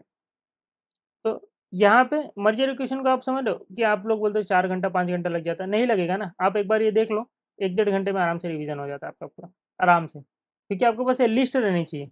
आप हर एक सब्जेक्ट में ये लिस्ट तैयार करोगे, एफआर में भी जो भी हो गया, एफएम। एफएम में तो मैं खुद ही बता दूंगा आपको कौन से क्वेश्चन करने, क्वेश्चन नहीं करने, कौन से आपको देखने भी नहीं है, ठीक है। जैसे यहाँ पे मैं बोल दिया आपको ये कट वाले तो देखने भी नहीं है, फिर राउंड वाले भी देखने ही नहीं है आपको, same same as it is question. तो हर एक चैप्टर के लिए मैं आपको दे दूंगा, टेंशन की बात नहीं है, ठीक है। चलो फिर अब नेक्स्ट क्वेश्चन करते हैं। क्वेश्चन ये आप होमवर्क करो, मुझे भेजना, ठीक है। स्टार्ट करते हैं क्वेश्चन नंबर 21। चलो देख लेते हैं। तो क्वेश्चन 21 क्या बोल रहा है, देखो। T limited and E limited are in same industry, same industry में T limited and E limited. The former is in negotiation for acquisition of the latter. Former मतलब जो पहला वाला है, लेटर मतलब जो बाद वाला है। तो farmer T limited E limited को खरीदने की कोशिश का बातचीत चल रहा है, नेगोशिएशन चल रहा है, ठीक है। तो टी लिमिटेड आपका एक्वायरर, ई लिमिटेड हो गया target limited. Important information about the two companies are as per their latest financial statement दिया हुआ है T limited and E limited का। Equity shares outstanding, number of equity shares कितने, 12 लाख है। Paid up value 10 rupees है पर share. Number of देखो यहाँ पे लिखा है इक्विटी शेयर्स आउटस्टैंडिंग, तो शेयर्स आउटस्टैंडिंग है, शेयर कैपिटल नहीं है। तो 12 लाख से एंड 6 लाख है यहाँ पे। डेट बता रहा है 10% का डिवेंचर इसमें है 580 लैक्स का, एंड 12.5% का लोन है यहाँ पर ई लिमिटेड में 240 लैक्स का, ठीक है। Earning before interest depreciation and tax, मतलब ये अर्निंग में डेप्रिसिएशन नहीं ले से, इंटरेस्ट नहीं ले से, टैक्स भी लेस नहीं थी, एबिटा बोलते हैं इसको। Earning before interest depreciation and tax 400.86 and 115.76। तो अपन इंटरेस्ट डेप्रिसिएशन टैक्स हटा देंगे तो अर्निंग आफ्टर टैक्स मिल जाएगा, जो अपनों को काम की चीज़ रहती है। मार्केट प्राइस दिया हुआ 220 रुपीज़, 110 रुपीज़ पर शेयर, ठीक है, पर शेयर दिया हुआ है। टी लिमिटेड प्लानिंग क्या कर रहा है, देखो इसकी प्लानिंग देख लेते हैं। Plans to offer, T limited खरीदना चाह रहा है ना। टी लिमिटेड अपन ने बोला टी लिमिटेड को ये एक्वायरर है, ये खरीदेगा और ये टारगेट है, तो वो कुछ तो ऑफर देगा टी लिमिटेड की, ऐसे ऐसे बेसिस पे मैं खरीदने वाला हूँ। तो देखो ऑफर क्या दे रहा है। T limited offer a price for E limited businesses as a whole which will be 7 times EBITDA reduce by outstanding debt. मतलब बोल रहा है कि जो भी तुम्हारा एबिटा है, जो भी तुम्हारा earning before interest depreciation and tax है, उसका 7 टाइम्स हम आपको देंगे। माइनस कर दो उसमें से तुम्हारा जो डेट है, जो तुम्हारा खर्चा है उसको माइनस कर दो, ठीक है। तो खर्चा मतलब जो डेट है उसको माइनस कर दो। To be discharge by own share at market price, बोल रहा है कि वो जो भी मैं तुमको दूंगा वो मैं अपने शेयर मार्केट प्राइस के बेसिस पे दूंगा, ठीक है। मार्केट प्राइस जो मतलब जो मेरा मार्केट प्राइस है एक शेयर का, उस बेसिस पे दूंगा, सिंपल सी बात है। तो इसने बता दिया कि तुम्हारे बिजनेस का वैल्यू मैं इस तरीके से निकालूंगा कि जो भी एबिटा उसका 7 टाइम्स कर दूंगा, एंड रिड्यूस कर दूंगा उसमें से जो भी तुम्हारा आउटस्टैंडिंग डेट है। तो देखो ई लिमिटेड का एबिटा कितना है मुझे बता दो, 115.71, ठीक है, 115.71 है।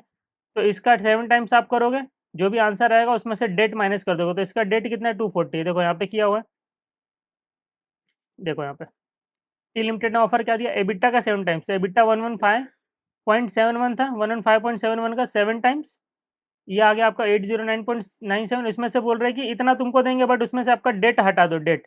तो डेट कितना इसका, 240 लैक्स का डेट है। देखो यहाँ पे लोन है ना ई लिमिटेड का, तो उतना अपन ने लोन हटा दिया। तो ये बोल रहे हैं मैं तुमको ई लिमिटेड तुम्हारी वैल्यू इतनी है 569.97, इतना आपको पैसा दूंगा, सिंपल। बट अपने मार्केट प्राइस के बेसिस पे शेयर्स दूंगा मैं अपने। तो मेरे एक शेयर का वैल्यू 220 रुपीज़ है।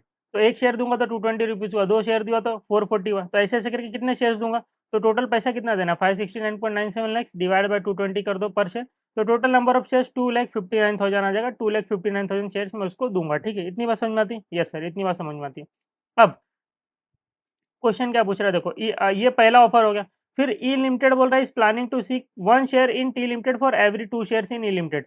ई लिमिटेड अपना अलग ही सोच रहा है। ई लिमिटेड बोल रहा है भाई तेरा ऑफर तो ठीक है, एक बार मेरी भी बात सुन ले। मेरी बात ये है कि मुझे 1 शेयर चाहिए तेरे कंपनी का for every 2 shares in E limited. मतलब अगर ई लिमिटेड में 6 लाख शेयर्स है, तो ये बोल रहा है कि 2 शेयर की जगह अपना 1 शेयर दे दो मुझे, मतलब 0.5 का रेशियो लगा रहा है। तो बोल रहा है 6 लाख की जगह मुझे 3 लाख शेयर्स दे दो अपने कंपनी का। ठीक है, ऐसा वो बोलना चाह रहे हैं। तो सिंपल सी बात है, दिख रहा है यहाँ पे मार्केट प्राइस के बेसिस पे वो बात करना चाह रहे हैं। देखो ये मार्केट प्राइस के बेसिस पे आप निकालोगे तो 0.5 आएगा ना, 110 का डबल होता है ना 220। तो वही इस बेसिस पे ये बोलना चाह रहा है, based on the market price. देखो आगे लिख भी दिया, based on the market price. Tax rate for the 2 companies में भी अज्यूम 30% टैक्स रेट है। क्यों दिया हुआ है, क्योंकि अपन को अगर अर्निंग आफ्टर टैक्स निकालना तो टैक्स तो माइनस करना पड़ेगा। बोला calculate and show the following both alternative. बोला दोनों अल्टरनेटिव में आप आंसर दीजिए, दोनों अल्टरनेटिव में आंसर दीजिए।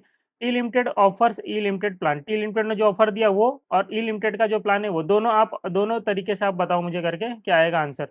अब देखो net consideration payable, net consideration payable तो मैंने निकाल लिया फर्स्ट वाला। पहले मैं फर्स्ट ऑफर देख रहा हूँ जो टी लिमिटेड ने जो ऑफर दिया, तो मैं पहले ये वाला कर रहा हूँ। ये आपका फर्स्ट ऑफर है और ये आपका प्लान है जो ई लिमिटेड ने दिया है, और ये टी लिमिटेड का ऑफर है। तो ये फर्स्ट दोनों तरीके से आपको करना है। तो मैं पहला वाला कर रहा हूँ, दूसरा वाला आपको होमवर्क में दूंगा। ठीक है, सिंपल सा है, बता दूंगा, डिस्कस कर लेंगे। तो टी लिमिटेड ने ऑफर दिया था कि 7 टाइम्स एबिटा का मैं आपको पेमेंट करूंगा, बस उसमें से डेट को माइनस कर दो तो आपकी वैल्यू इतनी हो जाएगी। तो चलो पहले दोनों का अर्निंग आफ्टर टैक्स निकाल ही लेते हैं अपन लोग। तो देखो 400.86 है, इसका 115.7 एबिटा है। ठीक है, इसमें से इंटरेस्ट को माइनस कर दो। इंटरेस्ट सर कहाँ से आ जाएगा, तो देखो ना, इसने टी लिमिटेड में कोई लोन है, कोई डेट है, तो डेट है यहाँ पे देखो, डिबेंचर है, तो डिबेंचर के ऊपर इंटरेस्ट जाएगा 10% का, तो 580 का 10% ये इंटरेस्ट जाएगा। तो मैंने इंटरेस्ट माइनस कर दिया 580 का 10%। तो ये आपका आ गया अर्निंग बिफोर टैक्स 342.86। कोई डेप्रिसिएशन दिया हुआ है, नहीं दिया हुआ है, तो हटा दो उसको, छोड़ो। अभी इसमें से डायरेक्ट टैक्स को माइनस करो, टैक्स 30% आ जाएगा 102.858। तो आ गया अर्निंग आफ्टर टैक्स 240। ठीक है, अर्निंग आफ्टर टैक्स मुझे मिल गया 240। सेम है, में ई लिमिटेड का भी निकाल लो। इसका एबिटा कितना है 115.71। इसमें से आप इंटरेस्ट को माइनस करो, इसमें डेट है, हाँ डेट है, इसमें देखो ये वाला डेट है 240 लैक्स के ऊपर 12.5% इंटरेस्ट जा रहा है। तो 240 का 12.5%, ये मैंने यहाँ पे कर दिया 30 लैक्स, तो आ गया 85.71। इसमें से 30% टैक्स माइनस कर दिया तो आ गया 60 आपका अर्निंग आफ्टर टैक्स। ठीक है, अर्निंग आफ्टर टैक्स। अब मुझे नंबर ऑफ शेयर्स पता है, यहाँ पे 12 है, यहाँ पे 6 है, तो ईपीएस भी निकल जाएगा। तो earning after total number of shares है 12 एंड यहाँ पे 6 है, और टोटल अर्निंग है 240। तो 240 डिवाइड बाई 12 करोगे तो ईपीएस आ जाएगा, ईपीएस इसका आ जाएगा। और ईपीएस में एमपीएस अपने को तो पता ही है, एमपीएस तो दोनों का पता ही है 220 एंड 110। तो पी रेशियो भी आ जाएगा। 20 का कितना टाइम्स है 220, 11 टाइम्स। 10 का कितना टाइम्स है 11 टाइम्स। तो दोनों का पी रेशियो 11 टाइम्स आ गया। ठीक है, तो इतना तो अपने को समझ में आ गया, क्लियर है, कुछ था नहीं इस क्वेश्चन में यहाँ तक अभी तक। तो टी लिमिटेड का ऑफर की बात करते हैं, तो एबिटा का 7 टाइम्स उसने बोला था, अपन ने निकाल तो लिया था वैल्यूएशन, और नंबर ऑफ शेयर्स भी निकाल लिया था उस बेसिस पे, 2,59,000 शेयर्स आए थे। तो आफ्टर मर्जर की कहानी क्या बोल रहे थे, after merger number of shares अपन ने निकाल लिया, टी लिमिटेड कितना देगा 2,59,000। ईपीएस बोल रहा है आफ्टर मर्जर निकालने, तो अर्निंग आफ्टर मर्जर दोनों की ऐड हो जाएगी। तो दोनों की अर्निंग आफ्टर टैक्स वाली लेना है, ये बिफोर टैक्स वाली ये सब मत ले लेना, अपन ने निकाला ना यहाँ पे। तो 240 एंड 60, तो दोनों का अर्निंग ऐड हो जाएगा। तो आफ्टर मर्जर अर्निंग हो जाएगा आपका 240 प्लस 60, 300 लैक्स हो जाएगा। तो अर्निंग हो जाएगा 300 लैक्स, और number of shares after merger कितने हो जाएंगे, देखो पहले तो बिफोर मर्जर यहाँ पे 12 लाख शेयर्स थे, और नए शेयर्स इसने इशू किए 2,59,000 शेयर्स इशू किए थे। तो 12 प्लस 2,59,000, तो 14,59,000 शेयर्स हो गए, और 300 अर्निंग आफ्टर मर्जर हो गया। ठीक है, तो ईपीएस आफ्टर मर्जर आपको निकालना है, तो ये total earning divide by number of shares, total earning divide by number of shares, तो आ गया 20.56। ठीक है, अभी यहाँ पे ध्यान दो, साइड वाला नहीं, वो सेकंड ऑफर है 20.56। एंड एमपीएस पूछा नहीं, पूछा है क्या, नहीं पूछा है तो भी निकाल दे रहे क्या, मार्केट प्राइस भी पूछ रहा है आफ्टर इक्वेशन। तो ईपीएस में पी रेशो का तड़का मार दो, तो ईपीएस 20.56 है, इसका 11 टाइम, पी रेशो कुछ नहीं बोला है, तो नो चेंज हुआ है, मतलब जो पहले था। ये 20.56 का 11 टाइम्स, तो 226.16, ये हो गया आपका market price after merger. Correct है। अब ये अपना फर्स्ट वाला अपन ने ऑफर से देख लिया। ई लिमिटेड का प्लान, ई लिमिटेड का तो एकदम सिंपल है, बोल रहा है 2 शेयर की जगह 1 शेयर दे दो, तो 6 लाख शेयर की जगह पे 3 लाख शेयर देंगे इसको टी लिमिटेड के। तो नंबर ऑफ शेयर्स क्या हो जाएंगे 12 प्लस 3 15 लाख हो जाएंगे, बस नंबर ऑफ शेयर्स ही तो चेंज होंगे, देखो यहाँ पे लिख दिया। तो 12 प्लस 3 15 लाख शेयर्स हो जाएंगे, अर्निंग तो सेम ही रहेगा, तो 300 डिवाइड बाय 15 हो जाएगा, तो ईपीएस आ जाएगा ये, और ईपीएस में पी रेशियो मार दिया तो एमपीएस आ गया। तो कुछ था नहीं इस क्वेश्चन में, सिंपल सा क्वेश्चन था, एकदम सिंपल। ठीक है, क्वेश्चन नंबर 21 डन। अभी अपन लोग कर लेते हैं question number 22, very very important question, demerger का क्वेश्चन है, ठीक है, डी मर्जर का क्वेश्चन है, वेरी इंपॉर्टेंट क्वेश्चन है, ध्यान से देखो। The following information is relating to Fortune India limited having two division, दो डिवीजन है, ठीक है, फॉर्च्यून किसके दो डिवीजन है, फॉर्च्यून इंडिया लिमिटेड के। तो अगर मैं ऐसा बोलूँ फॉर्च्यून इंडिया लिमिटेड के दो डिवीजन है, एंड दोनों डिवीजन का अगर मैं नाम बताऊं तो पहला डिवीजन का नाम है pharma division, pharma division, and दूसरे का नाम बताऊं तो एफएमसीजी, एफएमसीजी है, fast moving consumer goods division, ठीक है, fast moving consumer goods division, ठीक है। तो ये दो डिवीजन है इसके। आगे क्या बोला, paid up share capital of Fortune India limited, Fortune India limited का जो पेड अप शेयर कैपिटल है वो 3000 शेयर कैपिटल है, ठीक है, 3000 लैक्स है, इक्विटी शेयर से, 1 रुपये का एक है। Fortune India limited decided to demerge pharma division as Fortune pharma limited with effect from 1 April 2009, यहाँ से डेट पे ध्यान देना, 1 अप्रैल 2009 से ये लोग बोल रहे हैं कि फॉर्च्यून फार्मा लिमिटेड को हम अलग कर देंगे, तो ये फार्मा डिवीजन अलग हो जाएगा, तो अब तो यही बची, तो इसको ये बोलूँ या तो यही बोलूँ, एक ही बात है ना, देखो ना सिंपल सी बात है, अगर मैं बोलूँ ये यहाँ से टूट जाएगा, ठीक है, तो ये अलग हो जाएगा, ये अलग होकर अपनी एक कंपनी बना रहा है फार्मा, फॉर्च्यून फार्मा, ठीक है, फॉर्च्यून फार्मा करके एक कंपनी बना रहे हैं। तो अब तो सिर्फ ये तो हट गया ना, ये तो मैं बोलूँ ये तो हट गया अब यहाँ से, तो अब बचा कौन, सिर्फ ये एफएमसीजी बचा है, तो इसको एफएमसीजी बोलूँ या फॉर्च्यून इंडिया लिमिटेड पूरा बोलूँ, एक ही बात है, और यहाँ पे 3000 शेयर है, इतना अपने को पता है। तो details of Fortune India limited as on 31 March 2009, तो ये फॉर्च्यून इंडिया लिमिटेड का जो डिटेल्स है वो 31 मार्च 2009 का है, ये इन्फॉर्मेशन यहाँ पे ध्यान देना, 31 मार्च 2009, मतलब कि ये फॉर्च्यून इंडिया लिमिटेड में दोनों डिवीजन का इन्फॉर्मेशन दिया हुआ है, इसमें अभी दोनों डिवीजन इंक्लूडेड है। 31 मार्च 9 को अलग हुआ था क्या, नहीं अलग हुआ था ना, 31 मार्च 9 को तो इसमें दोनों थे, तो ये जो टोटल है ये दोनों का टोटल है, ठीक है। एंड 1 अप्रैल 2009 का दिया हुआ है इसका फॉर्च्यून फार्मा का, तो जब 1 अप्रैल 2009 को अलग हुआ तो नई कंपनी जो बनी उसका डिटेल्स दिया हुआ है। तो मैं ऐसा बोलूँ कि सर ये इसमें दोनों इंक्लूडेड है, दोनों डिवीजन इंक्लूडेड है, इसमें से ये हटा दूं तो जो बचेगा वो सिर्फ इसका बचेगा ना, फॉर्च्यून इंडिया लिमिटेड मतलब एफएमसीजी का बचेगा। क्लियर है, समझ में आता है? यस सर, इतना समझ में आता है। अब देखो आगे पढ़ लेते हैं। सिक्योर्ड लोन्स दिया हुआ, unsecured loan, current liability, fix asset, investment, ये सब फलाना टिकना दिया हुआ है, ठीक है। आगे पढ़ते हैं। Board of Director of the company have decided to issue necessary equity shares of Fortune Pharma Limited of ₹1 each without any consideration to the shareholder of Fortune India Limited। Sir इसका मतलब क्या हुआ? अभी देखो मुझे एक बात बताओ, कौन सी कंपनी अलग हुई? Fortune pharma. तो ये नई कंपनी बनेगी फॉर्च्यून फार्मा, इसकी नई बैलेंस शीट बनेगी, ठीक है। तो जब फॉर्च्यून फार्मा अलग से बनेगी तो यहाँ पे शेयर कैपिटल आएगा, तो ये शेयर इश्यू करेगा ना, कौन इश्यू करेगा? Fortune pharma. यहाँ पे लोगों का दिमाग खराब हो जाता है कि ये बोलते ये शेयर इश्यू करेगा। अरे भाई ये क्यों शेयर इश्यू करेगा? ये अलग हुआ ना नई कंपनी, तो नई कंपनी जब बोलूगी तो ये कंपनी में शेयर कैपिटल तो दिखना चाहिए, तो ये नया शेयर कैपिटल इशू करेगा, ठीक है, इशू करेगा किसको? फॉर्च्यून इंडिया लिमिटेड को। और यहाँ पे शेयर कैपिटल में दिखेगा इनके बैलेंस शीट में लाइबिलिटी साइड में, तो वही यहाँ पे इंग्लिश में लिखा हुआ है, देखो यहाँ पे। Board of director of company decided to issue necessary equity shares of Fortune pharma limited without any concern, कोई पैसा वैसा नहीं मिलेगा उसको, ठीक है, to the share holder of Fortune India limited को। For that purpose following points are to be considered. अभी देखो पॉइंट क्या बोल रहा है, ट्रांसफर करो बुक असेट लाइबिलिटी सब बुक वैल्यू पे यहाँ पे ट्रांसफर हो जाएगी, ठीक है।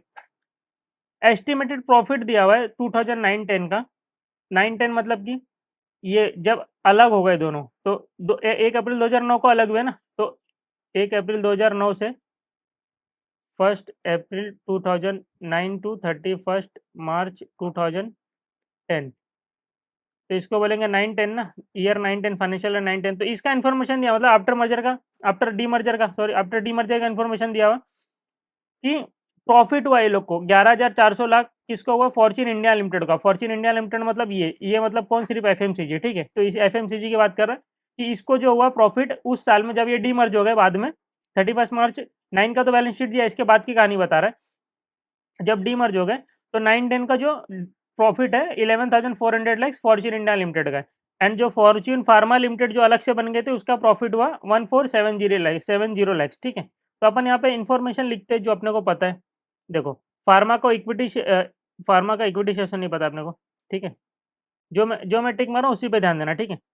तो प्रॉफिट हुआ 1470 लैक्स का, और इसको प्रॉफिट हुआ 11,400 लैक्स का, ठीक है। इतनी बात समझ में आती है? इतना मैंने लिख दिया 11,400 1470। यहाँ पे इन्फॉर्मेशन उतारना बहुत बड़ी बात है, क्योंकि इन्फॉर्मेशन उतारने के बाद क्वेश्चन ऑटोमेटिक सॉल्व हो गया रहेगा। इन्फॉर्मेशन उतारो बस। तो 9-10 का इन्फॉर्मेशन मैंने लिख दिया 11,400, और इसको प्रॉफिट हुआ 1470। मार्केट प्राइस जो है फॉर्च्यून फार्मा का 24.50 पर शेयर है। तो फॉर्च्यून फार्मा का मार्केट प्राइस, फॉर्च्यून फार्मा का मार्केट प्राइस हुआ 24.50। तो ये इन्फॉर्मेशन दिया था, ये मैंने लिख दिया यहाँ पे, ठीक है, सिंपल, ये मैंने लिख दिया। और कुछ इन्फॉर्मेशन दिया, क्या लिख देते हैं, देखो average P ratio FMCG sector का, देखो कहीं पे लोग एफएमसीजी बोल रहे हैं, कहीं पे फॉर्च्यून इंडिया लिमिटेड बोल रहे हैं, तो आप एक ही समझो इसको, ठीक है। तो एफएमसीजी का जो पी रेशियो है वो 42 है, एंड फार्मा का पी रेशियो 25 है। तो अपन लिख देते हैं फार्मा का पी रेशियो, फार्मा का पी रेशियो 25 है, एंड इसका पी रेशियो जो है एफएमसीजी एफआईएल, दोनों दोनों नाम मैंने यहाँ पे लिख दिया इसके लिए। इसका पी रेशियो है 42, ठीक है। इन्फॉर्मेशन मैंने अभी तक यहाँ पे लिखा, और तो कुछ मैंने लिखा ही नहीं है। ये हो गया।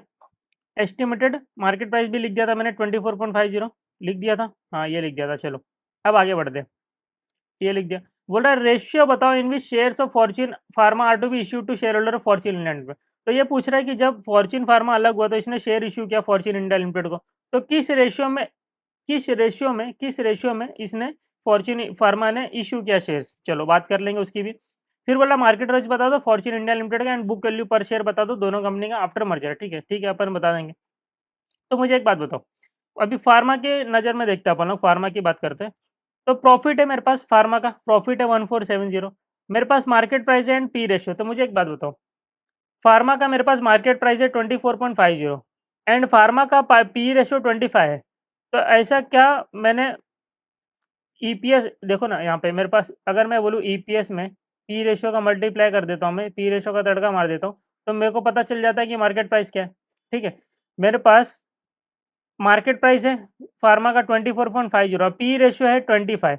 तो ऐसा क्या ईपीएस होगा जिसका 25 टाइम्स 24.50 होता है, ऐसा क्या ईपीएस है मेरा जिसका 25 टाइम्स 24.50 होता है। तो आप यहाँ पे ईपीएस बोलेगे 0.98 होता है, 0.98 है तुम्हारा ईपीएस, उसका मार्केट में 25 टाइम्स चल रहा है, तो ये 24.50 बराबर। अगर ईपीएस 1 रुपया आता तो 1 रुपये का 25 टाइम्स मार्केट में चल रहा है तो 25 आता ना, बट 1 रुपया नहीं है, 0.98 है, इंटू 25 करोगा तो बैलेंसिंग फिगर है। तो मुझे यहाँ से ईपीएस पता चला, मेरा ईपीएस निकला कितना, कितना ईपीएस निकला मेरा 0.98, तो मेरा ईपीएस निकला 0.98, ईपीएस आ गया 0.98। इतना समझ में आता है मुझे। कैसे निकाला सर आपने, मार्केट प्राइस था, पी रेशियो था, बेसिक क्लास में अपन ने डिस्कस किया हुआ ये सारी चीज़ें कि ईपीएस में पी रेशियो मार देते हैं अपन लोग तो मार्केट प्राइस आ जाता है, क्योंकि आपका जो ईपीएस रहता है उसका कितना टाइम्स मार्केट में चल रहा है वो तुम्हारा मार्केट प्राइस आता है। तो पी रेशियो 25 टाइम्स चल रहा है तो ईपीएस क्या होगा 0.98 होगा, ईपीएस आ गया। तो देखो मेरे पास टोटल प्रॉफिट है, मेरे पास अर्निंग पर शेयर भी है, तो मुझे पता चल जाएगा ना कितने नंबर ऑफ शेयर्स होंगे। देखो हर शेयर के पीछे मैं 0.98 कमा रहा हूँ, तो ऐसे कितने शेयर्स होंगे कि टोटल मेरा प्रॉफिट 1470 हुआ, 1470 है ना तुम्हारा टोटल प्रॉफिट। तो 1470 डिवाइड बाई 0.98, तो आपका आ जाएगा total number of shares 1500। Her share के पीछे 0.98 कमा रहे हो तो 1500 इंटू 0.98 करोगे तो 1470 आ जाएगा। तो ये भी आपने निकाल लिया, नंबर ऑफ शेयर्स 1500। और ये वाली कंपनी का तो पता था मुझे शेयर्स कितने हैं, देखो ना ये फॉर्च्यून इंडिया लिमिटेड में तो 3000 शेयर्स थे ना, ये देखो यहाँ पे 3000 शेयर्स थे, 3000 से सब बोलोगे आप ये तो दोनों का, अरे दोनों का नहीं, ये तो अलग हो गया ना, अलग हो गया तो शेयर्स तो ये इशू किया, तो यहाँ पे जो शेयर्स बचे हो तो इन्हीं के है ना। तो 3000 शेयर्स जो है वो है इनके पास, तो इनके शेयर्स 3000 थे, देखो शेयर्स इनके 3000 थे ही पहले से। तो 3000 के सामने इसमें कितना शेयर्स आया, फॉर्च्यून फार्मा में 1500 शेयर्स आया। तो मुझे बताओ 3000 शेयर्स के सामने इसने 1500 शेयर्स इशू किए, फार्मा ने तो क्या रेशियो में इशू किया होगा 0.5 में, देखो ना हर एक शेयर को 0.5 शेयर्स मिले होंगे। तो फॉर्च्यून फार्मा ने 1500 शेयर्स इशू किया ना, 3000 शेयर के सामने कितने शेयर इशू किए होंगे कि यहाँ पे 1500 शेयर्स आए, सिंपल। तो हर एक शेयर के सामने 0.5, तो 3000 शेयर्स के लिए 1500 शेयर्स आ जाएंगे, तो वही यहाँ पे बताना था। ये सब तो अपन ने निकाल लिया, यहाँ पे वही बताना था आपको 3000 शेयर्स के सामने कितना 1500 शेयर, तो एक शेयर के पीछे कितना इशू किया, तो 0.5 शेयर्स। तो यहाँ पे पूछा था ना the ratio in which shares of Fortune are to be issued to the share holder of Fortune India limited, तो 0.5 शेयर्स, 0.5:1 इस रेशियो में अपन ने इशू किया होगा, ठीक है। मार्केट प्राइस एफएमसीजी का निकालना है, तो मार्केट प्राइस एफएमसीजी का निकाल लेते। देखो प्रॉफिट दिया हुआ है, नंबर ऑफ शेयर्स अपने पास है, ठीक है। तो profit divide by number of share करोगे तो ईपीएस आ जाएगा, ईपीएस आ जाएगा, ईपीएस है एंड पी रेशियो, तो ईपीएस में पी रेशियो का तड़का मार दोगे तो आपका मार्केट प्राइस आ जाएगा। क्लियर, ये ब्लू वाले अपन ने निकाले और बाकी अपने को दिया हुआ था, ठीक है। इतना समझ में आ रहा है, इसीलिए मैंने बोला था इस क्वेश्चन में आपको इन्फॉर्मेशन लिखना जरूरी है। इन्फॉर्मेशन आपने लिखा, आप सारी चीजें यहाँ पे बॉक्स में खुद ही कर लोगे, ठीक है। तो जो जो पूछा था अपन ने निकाल लिया। फिर बुक वैल्यू पूछ रहा है दोनों कंपनी का, ठीक है, बुक वैल्यू अपन निकालते हैं। तो पहले बैलेंस शीट बना लेते हैं, फिर बुक वैल्यू तो ऑटोमेटिक आ जाएगा। तो देखो, बिफोर मर्जर, बिफोर मर्जर अगर मैं बोलूँ, तो असेट एंड लाइबिलिटीज कितना, इसका असेट एंड लाइबिलिटीज देखो, इक्विटी शेयर कैपिटल में फ्री रिजर्व नहीं दिया, तो असेट एंड लाइबिलिटीज लेंगे अपन लोग। तो यहाँ पर इनका असेट टोटल कितना है, देखो 20,400 प्लस 12,300, 30,200, 7,300, एंड इसको आप हटा दो 200 को, ठीक है। तो ये इनका असेट हो गया। तो ये टोटल असेट आप देखोगे यहाँ पे, तो 70,000 आएगा, ठीक है। एंड लाइबिलिटीज कितना है, लाइबिलिटीज देखो यहाँ पे 21,200 और 800, 22,000 एंड 3,000, 25,000 का लाइबिलिटी है, 23,000 का लाइबिलिटी है। तो टोटल असेट इतना है, लाइबिलिटी इतना है, तो बुक वैल्यू कितना हो गया 45,000। ऐसे ही अपन लोग निकालते हैं, देखो ना, बैलेंस शीट है तो इक्विटी और फ्री रिजर्व ले लो, तो ये तुम्हारा आ जाता था बुक वैल्यू। अगर ये इन्फॉर्मेशन नहीं दिया तो आप क्या करोगे, असेट में से लाइबिलिटी को माइनस कर दो, तो ये भी तो तुम्हारा क्या होगा, बुक वैल्यू होगा। तो वही तो मैं कर रहा हूँ 70,000 से। तो ये बिफोर मर्जर है। बस आफ्टर मर्जर क्या हुआ, आफ्टर मर्जर फार्मा का दिया हुआ है, तो मैं ऐसा बोलूँ, बिफोर मर्जर ये जो है इसमें तो दोनों लोग इंक्लूडेड है, फार्मा एंड आपका एफएमसीजी वाला। तो इसमें से मैं फार्मा को अगर हटा दूं, तो जो बच जाएगा वो 1 अप्रैल 2009 को एफएमसीजी वाला डिपार्टमेंट का बुक वैल्यू होगा, बराबर। तो फार्मा का तो मुझे दिया हुआ है ना इंडिपेंडेंट इन्फॉर्मेशन, तो देखो असेट, ये असेट को मैं ऐड कर दूंगा और लाइबिलिटी को यहाँ पे ऐड कर दूंगा। तो एसेट लाइबिलिटी में यहाँ पे लिख दिया 25,100 आएगी एंड ये 4,100 आएगा। आप ऐड करके देखो, 2,400 एंड 3,800 एंड 400, ये आ गया 4,100। तो आपका 4,100 लाइबिलिटी एंड एसेट को आप ऐड करोगे 25,100 आएगा। तो इसका बुक वैल्यू आएगा 21,000 और नंबर ऑफ शेयर्स इसमें फार्मा में तो 1,500 शेयर्स है, तो डिवाइड करोगे बुक वैल्यू पर शेयर आ गया। तो अब ये 70,000 में से ये फार्मा वाला हटा दो, तो जो बच गया वो किसका, वो एफएमसीजी का हो गया, जो सिंगल एंटिटी जो बच गई थी। अब इस ये टोटल लाइबिलिटी हटा दो, तो ये बच जाएगा आपका इसका। तो इसका बुक वैल्यू 24,000 डिवाइड बाई इसमें तो नंबर ऑफ शेयर 3,000 है, तो आपका 8 रुपये पर शेयर आ गया। सिंपल है। कुछ था इस क्वेश्चन में, कुछ नहीं था सर। ये बॉक्स में इन्फॉर्मेशन डालो, तो आपका ईपीएस आपको पता है, और को सॉरी यहाँ पे आपको प्रॉफिट पता था, एमपीएस और पी रेशियो पता था, तो ये दोनों के बेसिस पे मैंने ईपीएस निकाल दिया, ईपीएस और ये पता था तो मैंने नंबर ऑफ शेयर्स निकाल दिए। तो नंबर ऑफ शेयर्स निकाल दिए तो ये पता चल गया क्या रेशियो में बटा हुआ है। और यहाँ पे ये number of shares and profit पता था, तो यहाँ पे इसका ईपीएस निकाल दिया, एमपीएस से पी रेशियो मल्टीप्लाई करके मार्केट प्राइस निकाल दिया। और तो कुछ था नहीं, बाकी बुक वैल्यू तो ऐसे निकाल लिया। कुछ था इस क्वेश्चन में, तो सिंपल सा क्वेश्चन था। तो अपना क्वेश्चन नंबर 21 एंड 22 हो गया, ठीक है। 23 अपने को नहीं करना है, वो बिजनेस सोल्यूशन चैप्टर में अपन करेंगे। क्वेश्चन नंबर 24 एक बार देख लेते हैं क्या है।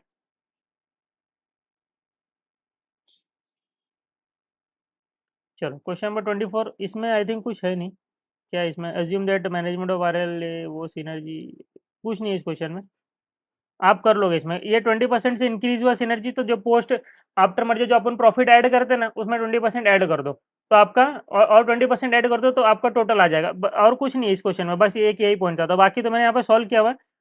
वही after merger EPS, after merger number of shares निकालो, क्या रेशियो स्वैप रेशियो, ये सब निकालना। तो गेन लॉस टू, तो ये सब तो आपको आता है, आप माहिर हो इसमें। तो ये भी मैं होमवर्क दे दे रहा हूँ, क्यों टाइम वेस्ट करना है, ये सब एग्जाम टाइम पे भी मत देखना है सब क्वेश्चन, ठीक है। तो 24 होमवर्क कर लो। क्वेश्चन नंबर 27, 28, 29, 3 बचा हुआ आपका, चलो कर लेते हैं। क्वेश्चन नंबर 27, 28 कर लेते हैं, 27 सेम है। 28 देखो ना, 28 में देखो ये सब पूछा हुआ है, डी कंपोज एस्टिमेट, ये सब। इसमें तो ज़्यादा कुछ पूछे नहीं, डी कंपोज 3 ही चीज़ पूछा है, इसमें तो और भी पूछा हुआ है। तो सेम चीज़ है, ये 3 चीज़ ऊपर वाले क्वेश्चन में पूछी हुई है। तो 27 होमवर्क कर लोगे, 28 में करा दे रहा हूँ, ठीक है। चलो देखो, सिंपल सा क्वेश्चन है, ज़्यादा कुछ है नहीं इसमें। BL limited and DL limited, BL limited DL limited both the companies operate in the same industry, same industry में लोग ऑपरेट कर रहे हैं।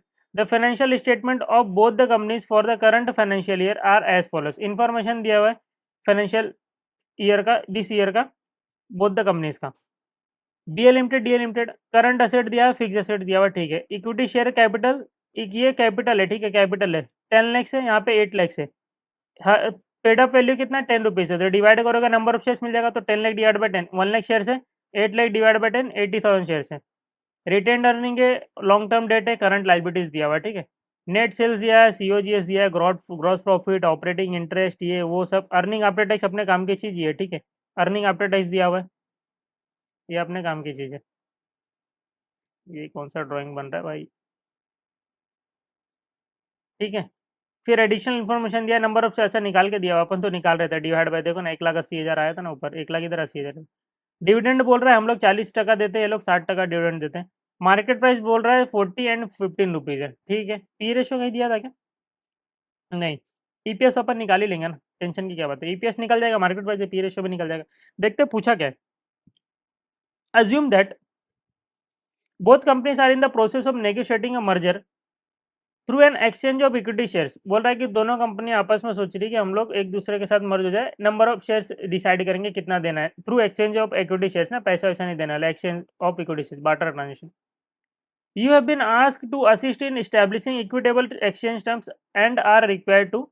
चलो तुमको पूछा गया कि देख लो भाई क्या है क्या नहीं सही है, प्रॉपर हो रहा है कि नहीं, शेयर वेयर ट्रांसफर देख लो, बात करो।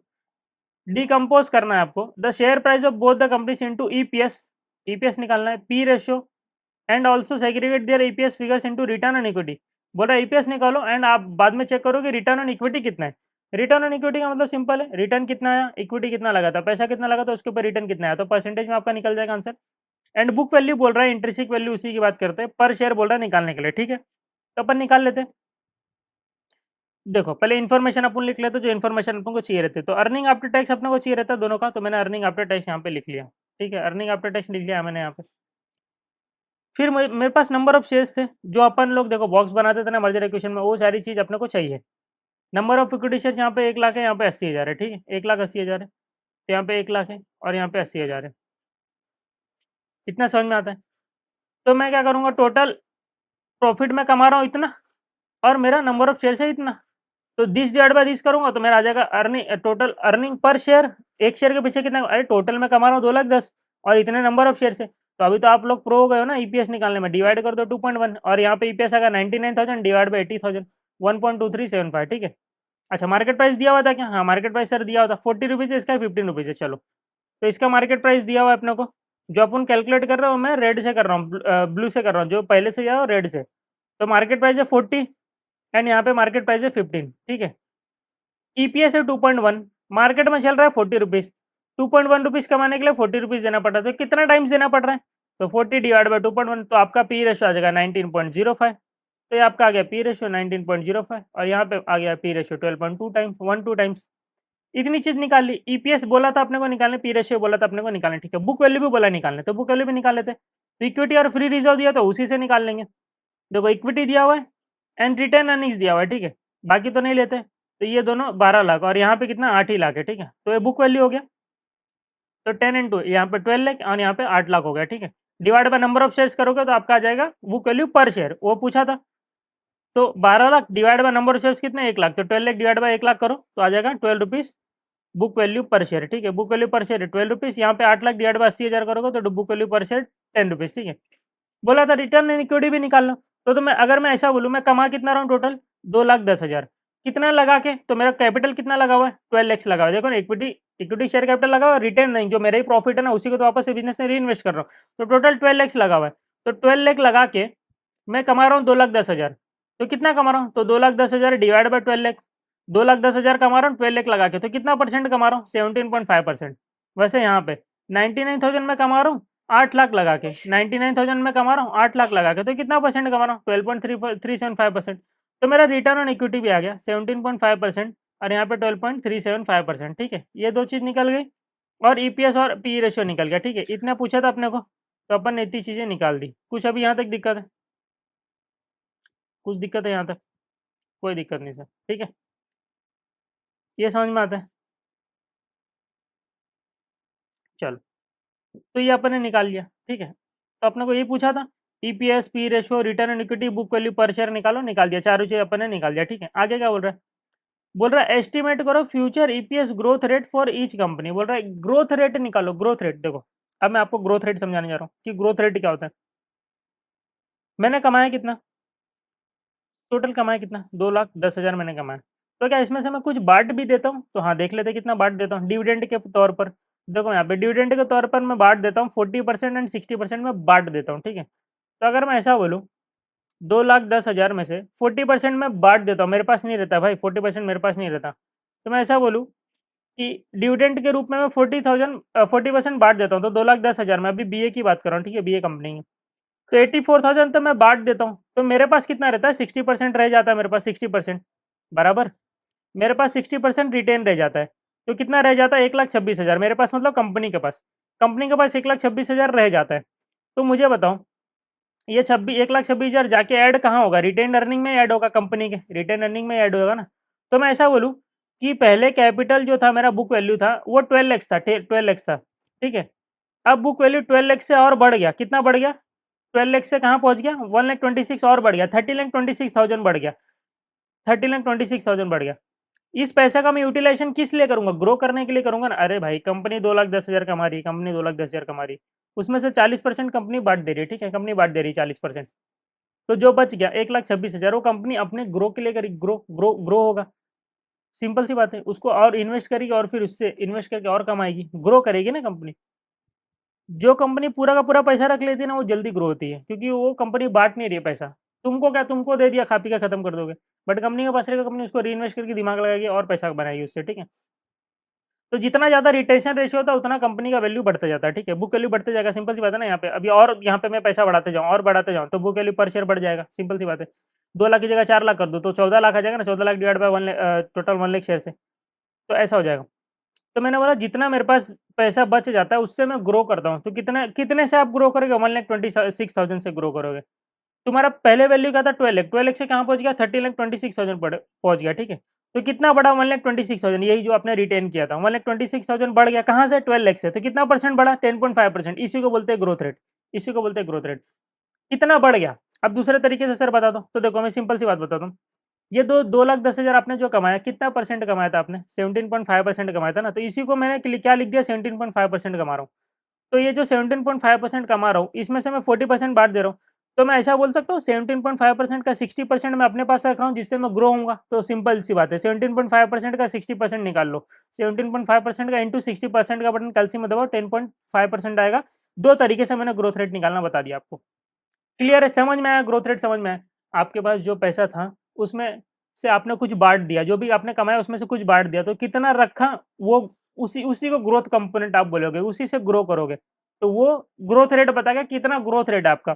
तो 1,26,000 आपने रखा, कहाँ से बढ़ गया, 12 लाख से बढ़ गया, पहले 12 लाख था, ठीक है। या तो फिर ऐसे नहीं समझा तो ऐसे चेक कर सकते हो, जो कमाया वो कितना परसेंट है, 17.5%, वो कहाँ से पता चला सर, ये रिटर्न ऑन इक्विटी है ना 17.5%। तो 17.5% कमाया, उसका 60% अपने पास रख लिया ग्रो करने के लिए। तो 17.5% का ग्रोथ रेट आ गया, 60% कर दो तो 10.5% का। 17.5% क्या था, फॉर्मूला देख लो, रिटर्न ऑन इक्विटी, 60% का रिटेंशन रेशियो, तो R O into R R आ जाएगा जी आर, ग्रोथ रेट आ जाएगा। यही फॉर्मूला एग्जाम में लिखना है आपको, आयशा को यही खुशी खुशी चाहिए, R O into R R, या जी आर। फिर आर ओ लिख दो 17.5%, आर आर आप लिख दो यहाँ पे 60%, और ये आ जाएगा 10.5%। यही चाहिए आईसीआई को, यही चाहिए फॉर्मूला, आप ऐसे प्रेजेंट करो। ये तो मैं आपको लॉजिक क्लियर कर रहा था कि ऐसे भी निकालोगे तो भी 10.5, ये भी कर दो, ये भी चलेगा, बट ऐसा को ये आना भी तो चाहिए ना, समझना तो चाहिए कि हाँ ये भी चीज़ हो सकती है। तो ये आ जाएगा ऐसे को, पर आपको बोलेगा कि ऐसा स्टडी मटेरियल में नहीं है, तो स्टडी मटेरियल में ऐसा है तो आप ऐसा कर लो सॉल्यूशन, ठीक है। दोनों में से कोई भी कर सकते हो, केस अपन जीत जाएंगे अगर ऐसे तुमको इस पे मार्क्स नहीं देगा तो, ठीक है। राइट है ना भाई, चीज़ें चाहिए ना तुमको, राइट आंसर चाहिए ना, कैसे भी करके दूँ, आंसर आना चाहिए। हाँ स्टेप्स तो नहीं खा रहा हूँ मैं, सब कुछ बता रहा हूँ उल्टा, तो ये लॉजिकल है, ये तो क्या ही समझ में आएगा लोगों के, तो लॉजिकल दिख रहा है ना चीज़ें, क्लियर है। तो ये हो गया बीए का, डीए का भी सेम निकाल लो। तो डीए कितना कमा रहा है, 99,000, उसमें से बाट कितना दे रहा है, तो ये 60% बांट रहा है, 40% ही रख रहा है। तो 99,000 का कितना परसेंट, 40% ही रख रहा है। तो मैं बोल रहा हूँ 99 का 40% रख रहा है, तो यही ग्रोथ कंपोनेंट है। 39,600 और ऐड हो जाएगा इसके बुक वैल्यू में। तो कहाँ से बढ़ गया, 39,600, 8 लाख से और बढ़ गया, मतलब 8 लाख था, 8 लाख से 8,39,600 हो गया। तो कितना बढ़ा, 39,600 बढ़ा, वही तो बढ़ा ये जो है। कहाँ से बढ़ा, 8 लाख से बढ़ा। तो 39,600 कितना परसेंट है, 8 लाख का, तो आएगा 4.95%। या तो फिर ऐसे निकाल लो, या तो फिर जो मैंने दूसरा तरीका बताया उससे भी निकाल सकते हो, ठीक है। तो ये अपना आ गया, ग्रोथ रेट आ गया 4.9%, 95%, 10.5%। तो ये दो चीज़ तो अपन ने निकाल दी। तीसरा क्या पूछ रहा है भाई, देख लेते। Based on expected operating synergies, BA limited estimate that intrinsic value of the DS equity would be 20 rupees per share. तो भाई मुझे क्यों तोड़ा, अरे भाई मैं इतने देर से निकाल रहा हूँ, तो ये लोग को जब खुद ही पता था तो हमको क्यों पूछ रहे। ये लोग बोल रहे कि आप एक काम करो, intrinsic value of DS equity shares 20 rupees per share ले लो ऑन इट्स एक्वेशन। अब बोला you are required to develop a range of justifiable equity shares exchange ratio that can be, बोल रहा रेंज आप बताओ, that can be offered by BA limited to the share holder of DA limited based on your analysis in part 1 and part 2, ठीक है, part 2। Would you expect the negotiated terms to be closer to the upper or the lower exchange ratio limits and why. ठीक है, इतनी बात बतानी है इसको। तो मैं क्या बोल रहा हूँ, देखो मैं अपने हिसाब से पहले तो देख लूँ। तो बी एल लिमिटेड का मैंने जब निकाला था, ये बी एल लिमिटेड का जो मार्केट प्राइस था वो 40 रुपीज़ है एंड इसका 15 रुपीज़ है। बी एल लिमिटेड का 40 एंड 15 है। तो अगर मेरे से अगर पूछा जाएगा इंट्रेंसिक वैल्यू, तो मैं बोलूँगा इसका 40 है, इसका 15 है, तो एक शेयर के पीछे कितना देना चाहिए? तो मैं पूरा तो एक शेयर दूंगा नहीं, बराबर 40 रुपीज़ चले जाएगा ना, इसका तो 15 ही है वैल्यू, तो मुझे कितना देना चाहिए? 15 डिवाइड बाई 40। तो ये 15 क्या है? आपका मार्केट प्राइस ऑफ टारगेट, और ये क्या है? Market price of acquire acquire, यही करोगे आप। तो 0.375 शेयर्स मैं एक शेयर दूंगा नहीं, 0.375 शेयर्स दूंगा, सो दैट 40 इंटू 0. तो उनको 15 रुपया मिले। ठीक है, एक शेयर दूंगा तो पूरा 40 मिलेगा ना, तो ये रेशियो आ गया 0.375। अब इन्होंने भी कुछ बोला कि आप एक काम करो, ये वैल्यू मान लो ना, ये बोल रहा है आप इंटरेस्टिक वैल्यू मान लो कि 20 रुपीज़ पर शेयर है। ठीक है, 20 रुपीज़ पर शेयर है, तो चलो ये भी मान लेते हैं। तो इन्होंने बोला डीए जो है, डीए का 15 मत लो, 15 मतलब 20 ले लो, तो 20 के हिसाब से भी रेशियो निकाल लेते हैं। तो मेरा तो एक शेयर का वैल्यू 40 है, तो भी मैं एक शेयर तो नहीं दूंगा, अगर 20 भी है तो कितना दूंगा? आधा दूंगा। तो 0.5 शेयर, देखो ना, आधा दूंगा तो 20 रुपीज़ मिल जाएगा, तो 20 डिवाइड 40, तो 0.5 शेयर्स दूंगा, अपर लिमिट हो गया। And lower limit 0.375। तो रेंज इन्होंने पूछा था, तो एक शेयर के पीछे मैं 0.375 शेयर्स भी दे सकता हूँ, ये लोअर लिमिट है, और अपर लिमिट में 0.5 शेयर्स भी दे सकता हूँ। ये रेंज मैंने निकाल दी जो इन्होंने पूछी थी। ठीक है, क्लियर है? इसमें कुछ था, रेंज पूछा था, बता दिया मैंने। आगे क्या पूछ रहे हैं? कैलकुलेट करो post merger EPS. Post merger EPS बोल रहा है निकालने के लिए। एक्सचेंज रेशियो खुद ही दे दिया भाई, मेरे को क्यों पूछा फिर वो एक्सचेंज रेशियो निकालने के लिए? ये निकालोगे, खुद ही अभी दे दिया एक्सचेंज रेशियो, अलग ही गेम खेल रहे हैं लोग अपने साथ। तो बोला ये एक्सचेंज रेशियो लो, 0.4 shares for 1 shares being offered by BL limited. फिर बोल रहा है कि बताओ ईपीएस में क्या चेंजेस आया, ये वो बताने बोल रहा है। ठीक है, तो चलो देख लेते हैं। तो इफ 0.4 शेयर्स देंगे एक शेयर के लिए, तो सामने वाले जिसको अपन खरीदे उसमें शेयर्स कितने? 80,000 शेयर्स है, तो 0.4 शेयर्स देंगे एक शेयर को, तो 80,000 इंटू 0.4 कर दो, तो ये आ जाएगा आपका 32 समथिंग, 32,000 शेयर्स आ जाएंगे। तो number of shares to be issue 32,000। तो after merger number of shares कितने हो जाएंगे? इसके में तो थे ही 1 लाख, और नया इशू किया 1 लाख थे, और 80,000 के सामने 32 और इशू किया, तो 1,32,000 हो जाएगा total number of shares after merger. तो after merger number of shares आ जाएंगे 1,32,000, 1,32,000 नंबर ऑफ शेयर्स आ जाएंगे। और अर्निंग दोनों का तो ऐड हो जाएगा, तो एक में 2,10,000 का, तो 1,90,000, एक में 99,000 था, तो टोटल अर्निंग 3,09,000। तो earning divide by number of shares, तो ईपीएस आफ्टर मर्जर आ जाएगा 2.34।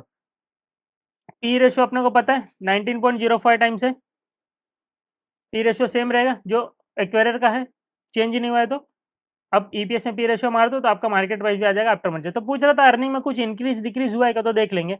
बीए की बात करते, तो बीए का पहले अर्निंग पर शेयर कितना था? 2.1 रुपीज़ था, और आफ्टर मर्जर कितना हो गया? After merger earning per share कितना होगा? 2.34 हो गया, तो बढ़ गया ना, देखो 2.1 से 2.34 हो गया। और बीएल लिमिटेड के एक शेयर के पास तो एक ही शेयर है अभी भी, बीएल लिमिटेड कोई चेंजेस नहीं, तो इसको गेन हुआ 0.24 पर शेयर, जो पहले अपन लोग कहानी में करते थे।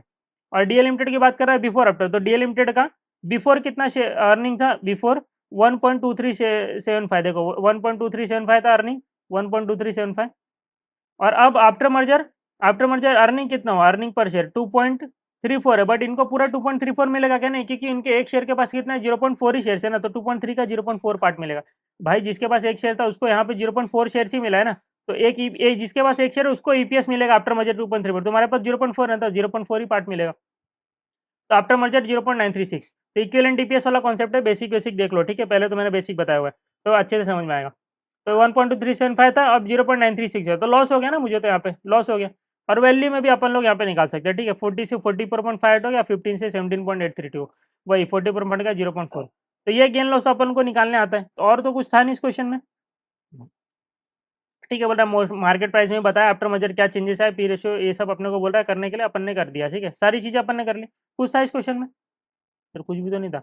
बॉक्स बनाया, बुक वैल्यू तो अपने को निकालने आता है। हाँ सर, दो चीज़ नया सीखा, रिटर्न ऑन इक्विटी यहाँ पे सीख लिया, और ग्रोथ रेट सीख लिया। बाकी तो सर सेम चीज़ ही थी कि ये रेंज वेंज निकालना है, दिया हुआ है, फिर उसके बाद after merger EPS, after merger market price, after merger gain or loss to both the companies in EPS in market price, सब कुछ तो सर सेम ही चीज़ है, तो कुछ था नहीं इस क्वेश्चन में भी नया। ठीक है, 28 डन।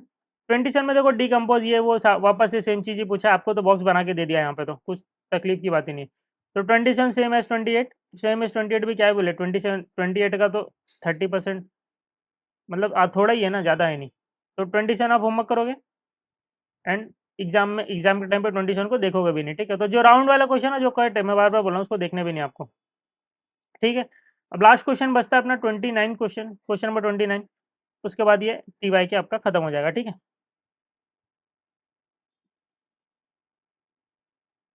स्टार्ट करते हैं फिर अपन लोग अभी। 29 देखो, चलो, वेरी इंपॉर्टेंट क्वेश्चन है, ध्यान से देखते हैं अपन लोग। During the audit of weak bank, RBI has suggested that bank should either merge with another bank or मैं क्लोज डाउन बोल रहा है। आरबीआई ने क्या बोला, ऑडिट किया बैंक का, वीक बैंक का, तो बोलता है भाई एक काम कर, तू या तो दूसरे बैंक के साथ मर्ज हो जा, या तो फिर अपना अपना धंधा पानी तू बंद कर दे, तू चल तो पा नहीं रहा अवेलेबल तो खुद से। तो इन्होंने ऑफर दिया कि या तो आइदर मर्ज हो जाओ या तो बैंक अपने आप को बंद कर लो, ठीक है। स्ट्रॉन्ग बैंक का एक आया, has submitted a proposal of merger of weak bank with itself. तो स्ट्रॉन्ग बैंक करके क्या बोलता है कि मैं तुझे खरीद लूंगा, टेंशन मत ले, मेरे साथ मर्ज हो जा। The relevant information balance sheet दिया हुआ है। वीक बैंक की बात करते हैं, एनपीए देखो इसका 40% है और इसका एनपीए कितना है, 5%। एनपीए मतलब कि ऐसे ऐसे लोन्स, ऐसे लोगों को आपने लोन दिया जो आपको पेमेंट नहीं कर रहे, 3 महीने से ज़्यादा हो गया, ठीक है। आपको ना इंटरेस्ट पेमेंट कर रहे हैं ना आपका ईएमआई पेमेंट कर रहे हैं। तो एनपीए इसका देख लो 40% एनपीए, मतलब जो भी लोन देता है उसमें से 40%, इसको 40% लोग पैसा देते ही नहीं है। और 5, इसका 5% ही है। और वेट से दिया हुआ है 30%। तो एनपीए के बेसिस पे कैपिटल एडिकेशन रेशियो देख लो। कैपिटल एडिकेशन रेशियो मतलब how much you have capital to mitigate the risk. Simple सी बात है, कितना तुम्हारे पास कैपिटल है टू मिटिगेट द रिस्क। देखो टोटल कैपिटल कितना है रिस्क वेटेड असेट का, रिस्क वेटेड असेट का कितना है तुम्हारा टोटल कैपिटल, ये रिस्क, ये आपको कार बताएगा आपका capital adequacy ratio. Is your capital is adequate to mitigate the risk, capital adequacy ratio. Market price दिया हुआ है 12.96, 32 का वेट्स दिया हुआ है इसको। जैसे देखो ना, एक क्वेश्चन किया था प्रमोटर वाला, उसमें ईपीएस के बेसिस पे नहीं दो, मार्केट प्राइस के बेसिस पे भी मत दो, बुक वैल्यू के बेसिस पे भी मत दो, तीनों के बेसिस पे दो, तीनों का वेट दे दिया। तो यहाँ पे सबका वेट्स दिया हुआ है और हमको जो स्वैप रेशियो निकालना है वो सबके बेसिस पे निकालना है, ठीक है। बुक वैल्यू भी दिया हुआ है यहाँ पे कुछ नहीं, अच्छा बुक वैल्यू निकालना पड़ेगा, ठीक है, नहीं दिया तो निकालना पड़ेगा, वेट दे दिया 10%।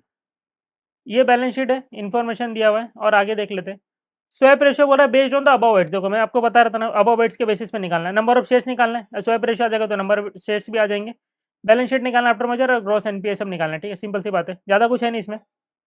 मुझे स्वैप रेशियो पे काम करना है, ठीक है, सिंपल सी बात है। तो बोल रहा है एनपीए के बेसिस पे शेयर्स दो, बट उसका वेट 30% रहेगा।